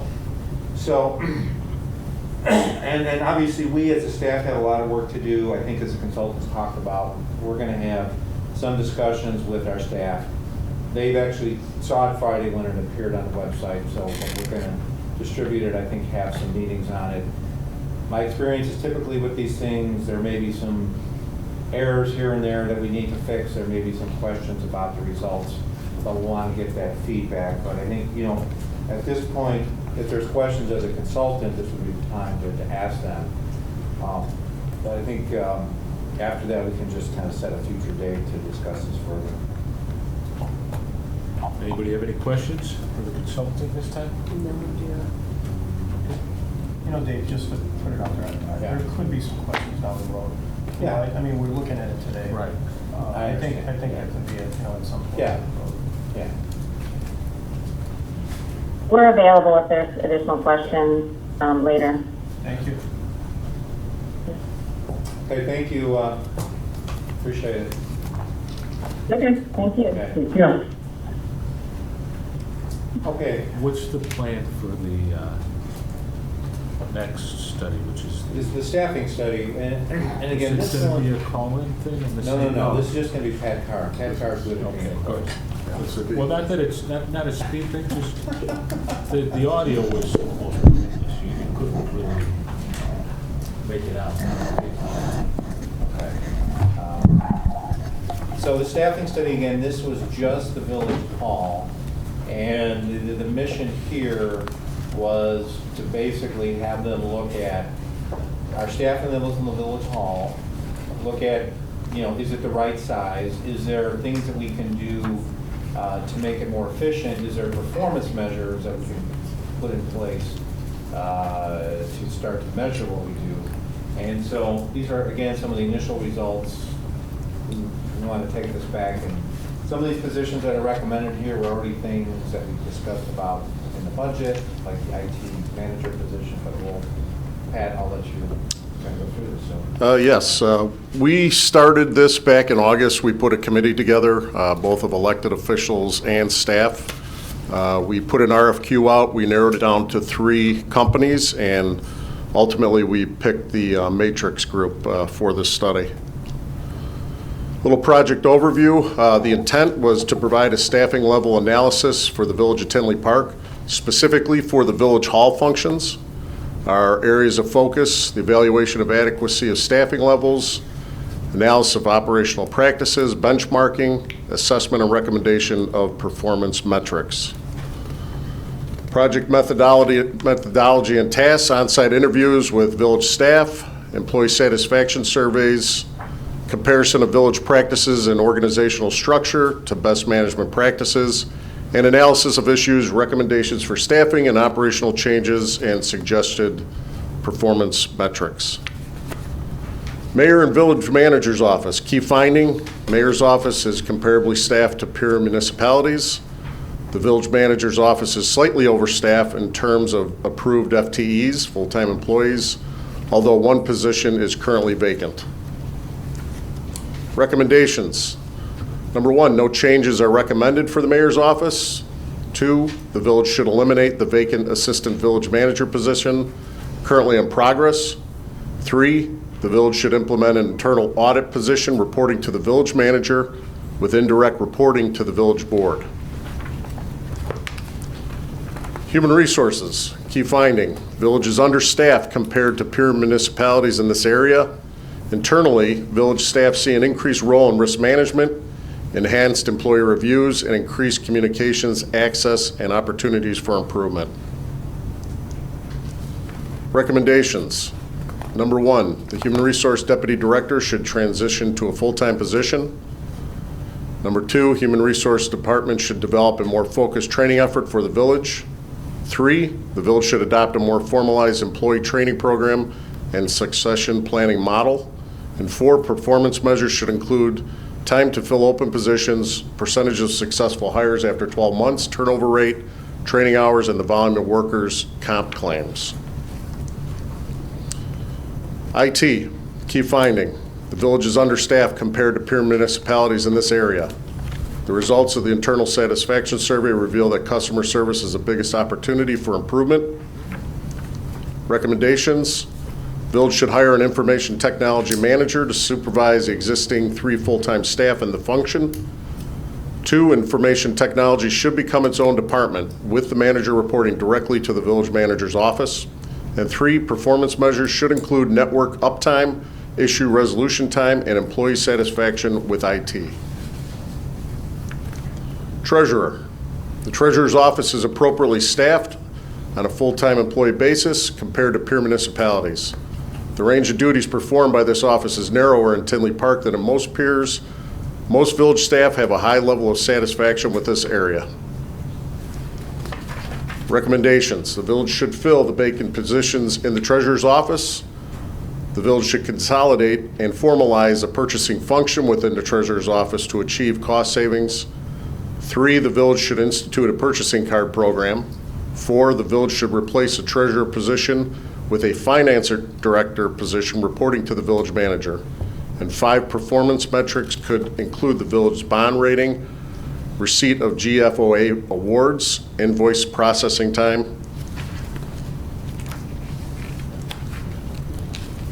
Village clerk. The village is generally staffed comparable to peer municipalities because the range of duties performed in Tinley Park is wider than most organizations. The duties performed by the clerk's office in Tinley Park are typically handled by the finance department. Recommendations. The village should retain the presently allocated clerks and administrative assistants in the village clerk office. 2, the village should eliminate the vacant part-time FOIA officer position.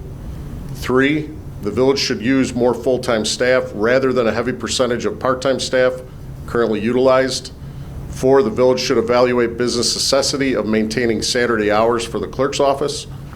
5, if financial functions not consolidated in the treasurer's office, the deputy collector position should be moved to the village clerk's office. Community development. The department is appropriately staffed for the most part in comparison to other towns and villages.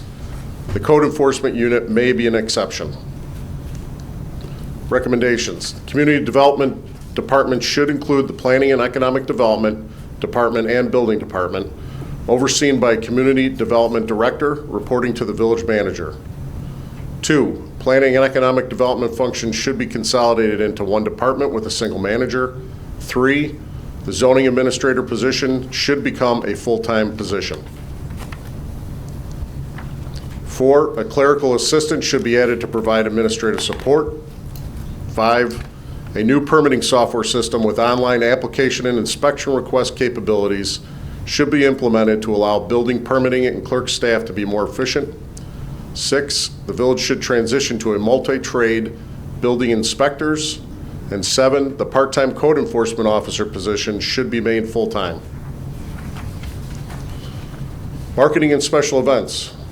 Tinley Park relies heavily on part-time staff in this area. Total full-time employees are higher in the village than in peer organizations. The scope of marketing and events efforts is likewise greater than average. Recommendations. The marketing and events department should be led by a full-time director. 2, the village should retain its existing marketing and events staff as presently allocated. Future review of staffing should be conducted if the number of programs and events increases. Summary conclusion. The village currently relies heavily on part-time staff in a number of areas. The village could save money by using more full-time staff. The Community Development Department can benefit from organizational restructuring. The staffing adjustments and performance measures recommended will help the village right-size workforce to workload and gauge effectiveness of operations. So just a couple of follow-up compliments. Obviously, we've already begun to implement a few of these things already, the community development reorganization that was recommended, the second assistant manager position we did not fill. But there are some things, the consultant couldn't be available tonight, but we wanted to, I think, get this out because this had been kind of on the books for a while. We can come back at a future meeting with some specific recommendations on some of the positions. There's some discussion in there about some things that are going to require some more conversation about whether the clerk's office should be handling some of the stuff the finance department typically does, and I know that's something we'll want to discuss with obviously both the clerk and Brad in more detail, and whether we continue with that. But it's happy to answer your questions. What about the permitting software? Is that happening, or? That's actually out for bid now. I'm not sure. I thought we were still researching. Yeah, the presentation's going on now. Oh, okay.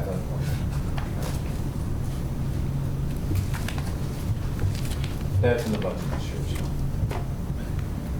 Anybody have any other questions? Not at this time.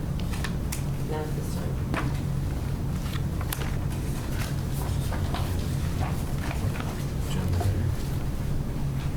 The next item is discuss further defining consent agenda items. Mr. Chairman, if I could.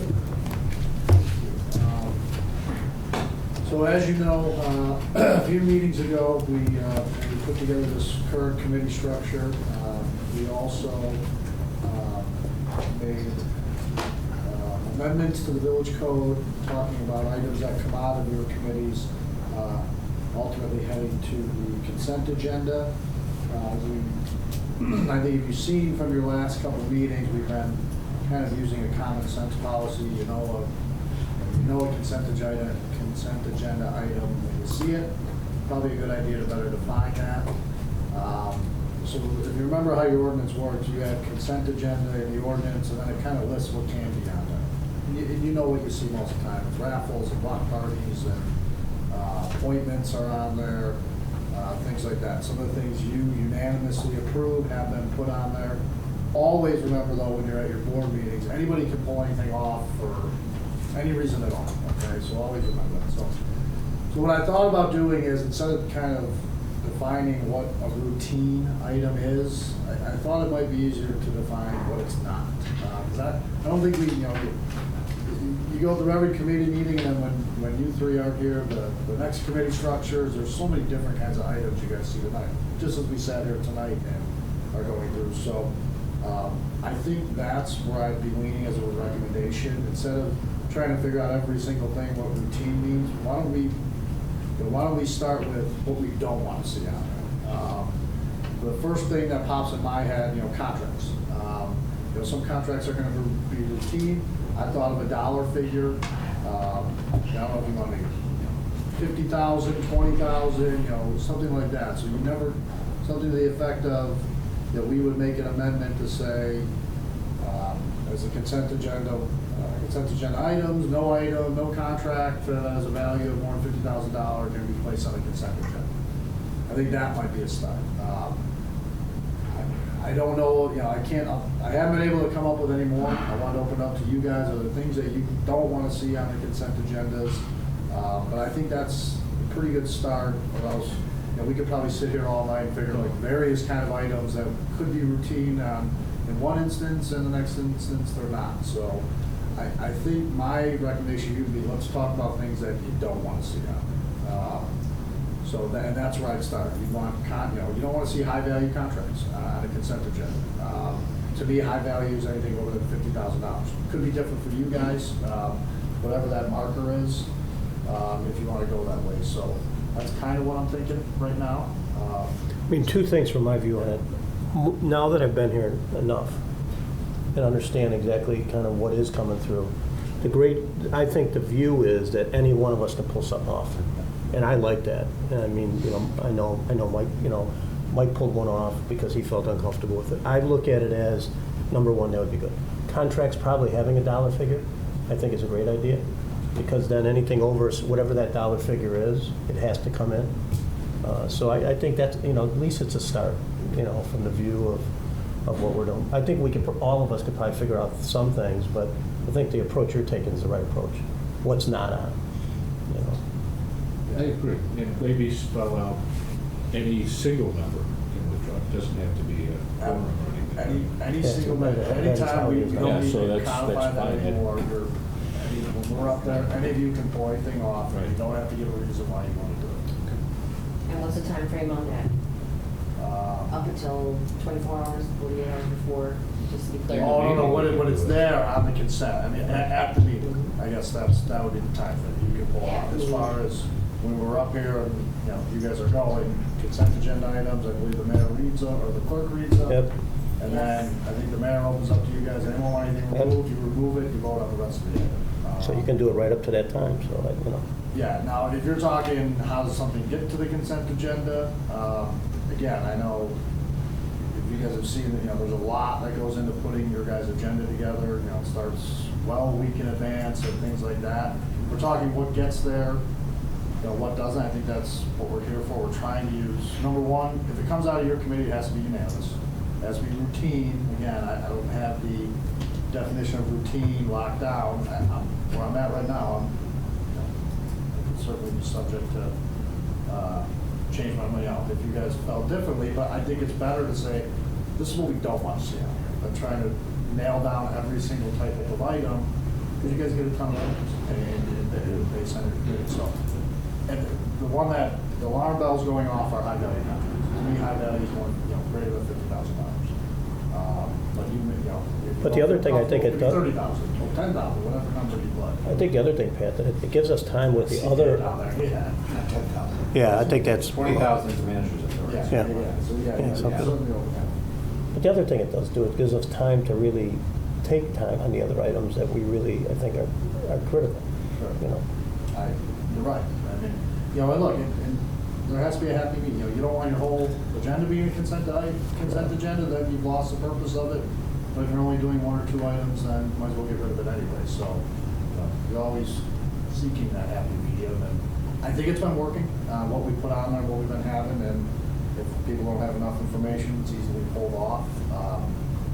So that's what I recommend, that something like that with a dollar figure contract amount that would not be put on there.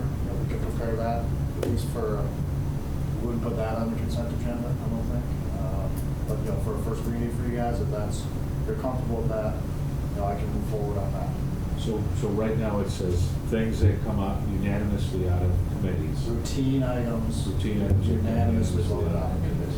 And then, my thought would be to add some language that I have to say, in no event shall any contract over $50,000 be placed on consent.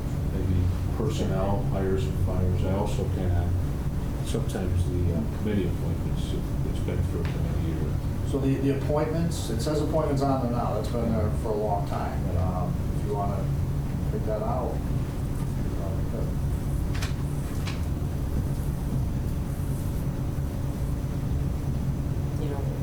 Appointments to. No, in the past, sometimes the first times I'd see the names or when they were at the meeting, so the people knew they had the appointment to a committee before I knew who they were, and then it was sometimes happen that we have family members in the audience. And you don't want to say, hey, we're not appointing you because I haven't heard about you or your background. That kind of got tricky. I don't know that that's necessarily an item that should be in the consent agenda. It's just a matter of getting it to the board ahead of time. That's the only issue. I don't know that that's the right spot to put it. Well, if you're comfortable for now, We could always it sounds like you got, it sounds like you agree with me that the high value contract should never go on, but we should spell that out. When I say 50,000, is that a number you're comfortable, again, remember, the manager has a $20,000 authority himself, so it would have to be over 20. So technically, the only thing, contract between 20 and 50,000 is the only thing that needs on the consent agenda item, which again would have to be spelled out. And I'll say this, I think in the last couple of meetings, and Laura helped me out, I think some of the residents were concerned that, because in the past, we hadn't put consent agenda items back up, or. Well, that was for the agendas we pass out here. They are on the agenda, on the website and everything, but we were trying to save paper. Right, and we've changed that, so everybody that sits here will now be able to see your full consent agenda. You remember a couple of the residents, so that's what that was about. Your staff has changed that for you, so hopefully that takes care of that. Like our block parties, tag days, all that kind of stuff, fine. Anything that's unanimous on the committee, fine. I think beyond that, I'd like to see more hires, not on the front. Besides that, not much else at this point. Well, as far as the code, man, I mean, I my recommendation right now is write we it start other with than- the. I mean, this is a start, right? I mean, that's really Let's what make sure we don't have, Right. we're not putting huge, because I might think I it's agree. routine at Huge $100,000, contracts, for and someone might say you're out of your mind. So I think it's best to at least define that. High-value contracts should not be on consent agendas. I think that's 50,000. That's a pretty easy code amendment that can be ready for you on July 11th. I'm good with that. I'm all right with it. Okay, we'll prepare that. Yeah, and trust me, I think what I'm hearing on committee appointments is, it's maybe not the consent or regular agenda, but Right. more getting background info. Before it makes to the agenda. Yeah. You don't want it the first time you hear about the guy okay. being when you're looking at the agenda. Sometimes you don't have time to. Next item is the discuss residency for village employees. I guess this is you, Ben, remember? Well, I'll end. Somebody did a memo. Oh, yeah, no, I just, no, this was, I asked to be put this on the agenda. I think everyone knows the arbitration decision as part of the police contract. The residency requirement was changed to a 30-mile radius for the police. And I know there's been some discussion, how, do we extend it further? It's no secret that I've as much as I understand, I think some of the benefits of residency requirements, it has hurt us in some of our recruitments, particularly with middle management, department head positions. Last year, we went through a community development department hiring process, and we're not able to find a successful candidate. One top candidate was not able to move because she had a child in the school system. It really, if our goal is to get the best people, it's a challenge for some positions with the resident requirement, a significant challenge. And, executive recruiters will say that. We tried to hire an assistant planner a couple years ago, paid very well. We got 8 resumes, and it's so at this point, and I'm bringing this up now because at some point, I think we should look at it for, as I've mentioned in the memo here, I think there's an argument that can be made that you want somebody like me, the police chief, the fire chief to live in town. Other department head positions, community development, your treasurer,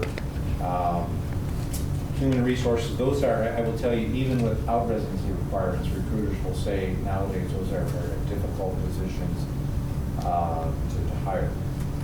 And, Paula has really done a wonderful job, and we appreciate that she's led us through this last year and a half. At some point, she would like to go back to what she was doing before.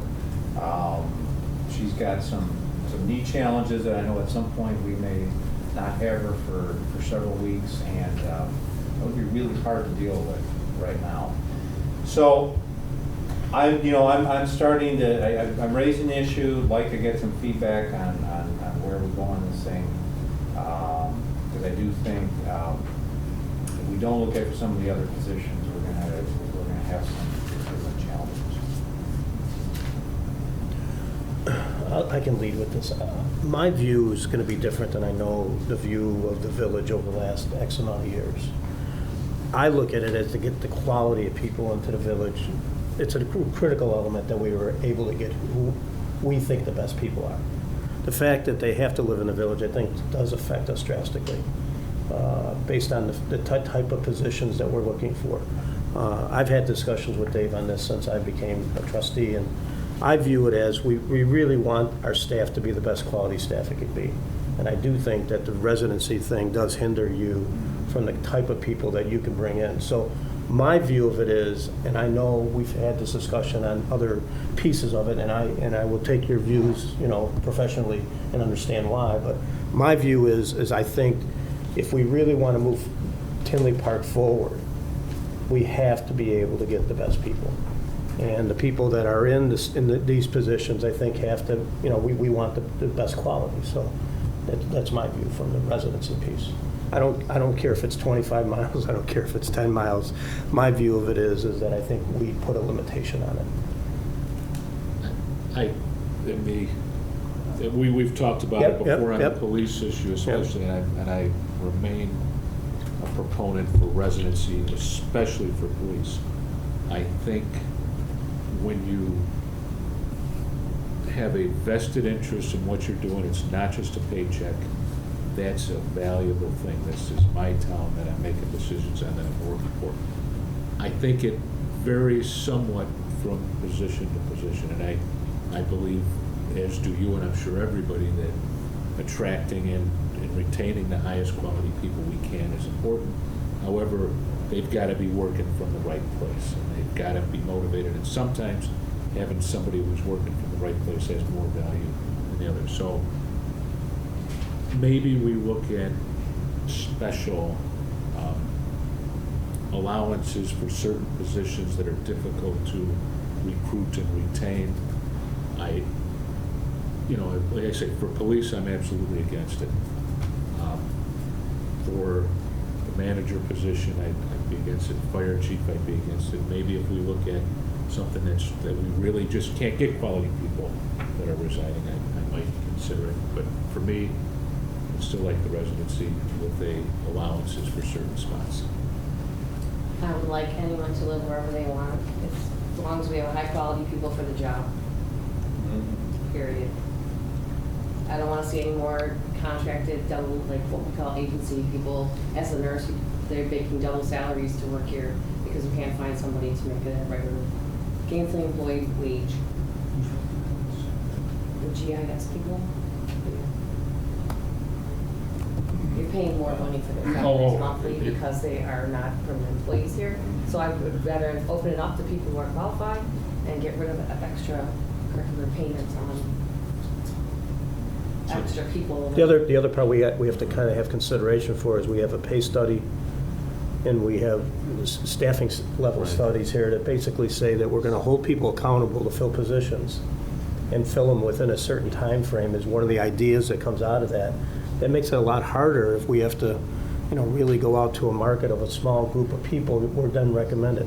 Now, I'm not against what you're saying, Mike, in the fact that there's certain positions that maybe we as a group might have to agree that, maybe the head of the fire department, the head of the police department, that's critical, for the town, because I think that's an image view. The fact if there was an emergency, those are the head people, you'd want them. So those are type of, I think Dave's brought to the table that should be discussed. But the rest of it, I really firmly believe, I think we're hurting the village by doing it the way we're doing it. I think a piece of the puzzle going forward with the staffing analysis, the pay study is maybe to look a little closer at those positions. And you know, I'm not necessarily against anything. The police, to me, you want that to be more than a paycheck for them. You want them to have a vested interest in protecting the community that they live in, that their families are in, that their houses are in. I think that about many of the other positions, but I do realize in this economy, some positions it's hard to find people to fill that have kids in high school in Downers Grove. You know. So we'll look at it more. Appreciate everybody's thoughts. We're not looking for a decision tonight, right? No, I have some thoughts on how you actually might want to look at this issue and maybe some of the other issues we talked tonight. I mean, this is really, it's a committee issue. It's also, you know, a major issue I know in town, and I'm sure with the rest of the board. And maybe it's even something you wanted to discuss. We have our quarterly cow coming up in August. And maybe we have some further discussion where we try to flesh out which specific positions. But I think what I'm hearing is, you know, I listen from Trustee Panino, some openness to some positions, and I really haven't talked with the other two trustees in the audience, but we maybe flush this out at a COW meeting, maybe with some of these, the pay and staffing issues too. So, just for clarification, Trustee Berg, the GIS consortium is actually something that, honestly, even with, that saves us some money because we're part of a larger group. So we're not, But it doesn't create accountability to people who aren't employed here. If you're working here and you're here every day, you're accountable to everybody that's here. Yeah, but we belong to this consortium because we actually get a lot more from it being part of the consortium.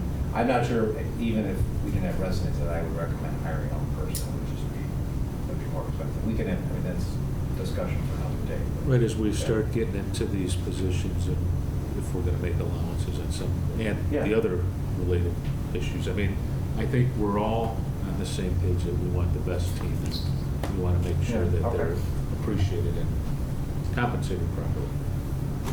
Agreed.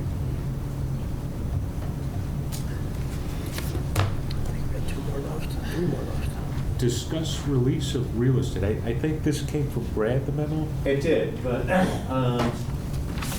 Stephanie's going to handle these next two. Sorry, I'm not Brad, but I can give you Can I ask you a quick question before you start? Because I think I might have emailed Brad. I didn't hear back from him. What made this happen? So, I mean, how did it come to our attention? which one would you like to hear about first? I think on the... Sure. I might be able to do the Downs one. So the Tinley Downs subdivision, Mike, you're asking where it came from? It was an annexation agreement. Okay, when the property came in. I read that part. If you remember, just a few meetings ago, we did this very exact same process with Tinley Downs. I do. So, and we talked about it just in very short terms. As part of that agreement, they had to build temporary detention areas on specific single-family lots in there until the overall regional detention could be finished. The regional detention could be finished. Part of that agreement were to deed back where they had that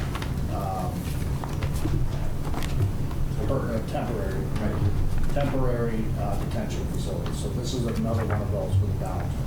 So this is the same exact process we did a few weeks ago. But these are ancient documents. I'm just wondering what brought it to our attention. That's all. I'm like, hey, all of a sudden here it is now. My guess would be, Mike, the completion of whichever regional detention. Yeah, that's what. That's exactly what's. There you go. Yep. Okay. I can... Sorry. I can add on to that if you'd like. So, as you know, the old Jones Farm property was developed within the last couple of years as the Bickford Senior Living. It's a pretty large parcel. They actually had to annex into the village, rezone, special use permit, all those things. So it was quite a process. The project has been open for, I think, over a year, maybe close to 2 now. And as part of that project, they had to actually build a pond in the east section of the property. And that pond actually now services for all of the stormwater needs of the Tinley Downs residential subdivision. So there are 3 lots, if you're familiar with the Dunkin' Donuts there at 171st and 80th. The 3 lots are essentially just south of that property. So essentially, because this pond was built on the Bickford site, those 3 lots now can be developed. So you'll see 3 new single-family residential structures on those lots at some time in the future. If you go down 80th Avenue, right next to the home, you'll see the sign for Murphy that's put up from the one that Pat's talking about, because now he has the opportunity to do something with it. Yep. That's pretty much the summary. I'm sure Brad can give you 10 minutes more of history on it. But the original documents that once the new storm is built, it'll be released. I mean, we're not transferring property that wasn't already agreed to. Okay. It was planned that way. They've waited a while for it. It's, jeez. Yep, so we'll see some more tax revenue coming in on those properties too, because we'll see new homes on them too. So are you looking for something from our committee today? Yeah, if we get a motion to recommend this to the board. Do I have such a motion? I'll make a motion. Second. All in favor? Aye. You want to go to the roundhouse? Yep. This is the more complicated one. Brad has a very thorough yet succinct memo on this. That's a real ancient document. Yeah, I'm sure that, again, he can give you a whole history lesson on this for another day. For the history lesson. He is a wonderful source of information, and I actually came across these strange lots when I was doing some zoning analysis for a different project, and I noticed, oh, we have these weird parcel lines in a couple of places in that particular subdivision. I asked him if he knew any history, because when you have a question, you go to Brad first, and he told me he was going to look into it, and he found out basically that these were pieces that should have been essentially vacated or deeded to other property owners. And so this is similar to the last one we talked about by Tinley Downs, but this is almost kind of a housekeeping issue where we want to formalize the ownership of these lots. If you look on the second page of your memo, he included a diagram on there of where these strange little lots are. And a few of them are actually already being used by the residential property owners that would receive these lots. So it's really just a formality for us to deed them over to those property owners. Now, we don't, there's no reason, these, from what I'm reading, they basically go out and they take the 2 parcels and put it into one? We would recommend that they consolidate the parcels. They don't have to. There's plenty of lots that have all kinds of strange double parcels. I just didn't know what our process was. Yeah, for tax purposes, it's better because then you get one bill and it's less complicated. But I believe Brad said that there will be just some recording fees that the village would have to pay in order to complete the paperwork for this. Because you're just doing a quick link deed to it. I believe so. Right, Patrick? It's just a quick link deed, right? It's just recording. Yeah. Okay. So. But and I'll sit down and meet with Brad. That's not familiar with these, but yeah, it just I'll review it as well. It was so odd, such tiny little parcels. It was weird. Yeah. It sounds to me like it's just clean up, but I'll certainly review it before it gets to you. Yeah. I'm sure everything's in order. It'll make things easier. If someday someone wants to come and fence in that area, then we can actually grant them a permit rather than have any complications with, oh, your property's missing this 10 by 10 piece or something, strange like that. They probably got it by a procession in the last time. Yeah. Do we then go? No adverse possession. Open and notorious against the owner's right. You can't do that government property though. Do we validate utilities and, on the back of these, because these are so old? What the utilities? Normally when you vacate, and I saw, again, I just haven't seen the process. Normally when you do these vacations, each, one property over here gets to half of the alley, one over here, you reserve any and all utility rights back. Okay. That's all I would want to make sure, because they're so old. It's a great point. We'll make sure that any utility rights, including our own water. Right. That's what I'm saying. Okay. Yep. It's a great point. Okay, thanks. Yep. I'll make a recommendation. Do I have a second? Second. All in favor? Aye. Aye. Discuss resolution regarding the appointment of the delegate and alternate delegate to the Intergovernmental Risk Management. Well, this is just, conference. This is a consent housekeeping issue. If you remember, we did this a month or so ago, and now that we have a new acting HR director, we need to do it again, so that's all. Denise, yeah. Yes. Yeah. Do we have a motion to recommend Denise? I'll make a motion. Second? Second. Roll call, or all in favor? Aye. Last issue is receive comments from the public. Anybody wish to address the board? Okay, two things. Well, I guess after seeing that pay point thing, found a bit curious that there were 39, 5 to 10 above, but it didn't list those. Is that like somewhere else in the report where that's broken down? It's all in the report. What they were doing was just showing the ones where they were recommending. Bumping it up, Bumping up. but it should have been fair and shown all the ones that were above, though. So is that Oh, it's all in the report. Yeah. okay? And is that report on the website? I think so. I'm pretty sure it is. Employees have been looking at it, yes. Okay, I just want to make sure it was there because I was like, well, wait a second, you start the whole thing off and like we're not paying these, but now there's 39 over and you don't list any of them. Anyways, I'm not gonna go too much into that. All right, going back to the consent agenda item now. I mean, I appreciate, first of all, Counselor, that, you're addressing this, and, and I appreciate the fact that you've been trying to take this common sense approach. Now, I mean, there was like a little treading in the water tonight, okay, 50,000, but the one that sticks out in my mind that should be put on there, and I know you don't want to like limit yourselves, but I mean, based on recent events, a text amendment should be just an auto never on there. That should just be automatic. That should be codified in.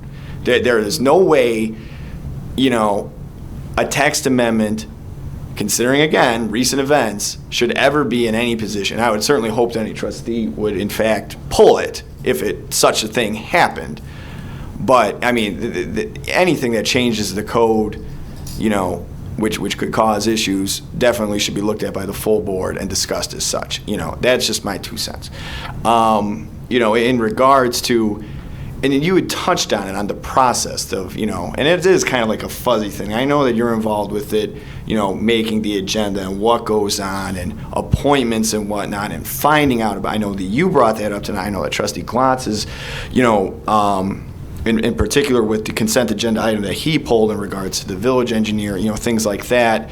Why are these, why is it a consent agenda item in the first place? I don't know how that all goes. I'm not privy to what goes on between Wednesday or when you get the preliminary thing and, when the final thing goes out Friday, when I'm like usually, hitting refresh as I'm driving home on I-294, probably not the safest thing, but, but that's how eager I am to look at it. I can't answer those questions, but, I would say that maybe that's something you should look at too, that, especially if it's let's just say maybe for starting with new positions, those shouldn't be consent agenda items.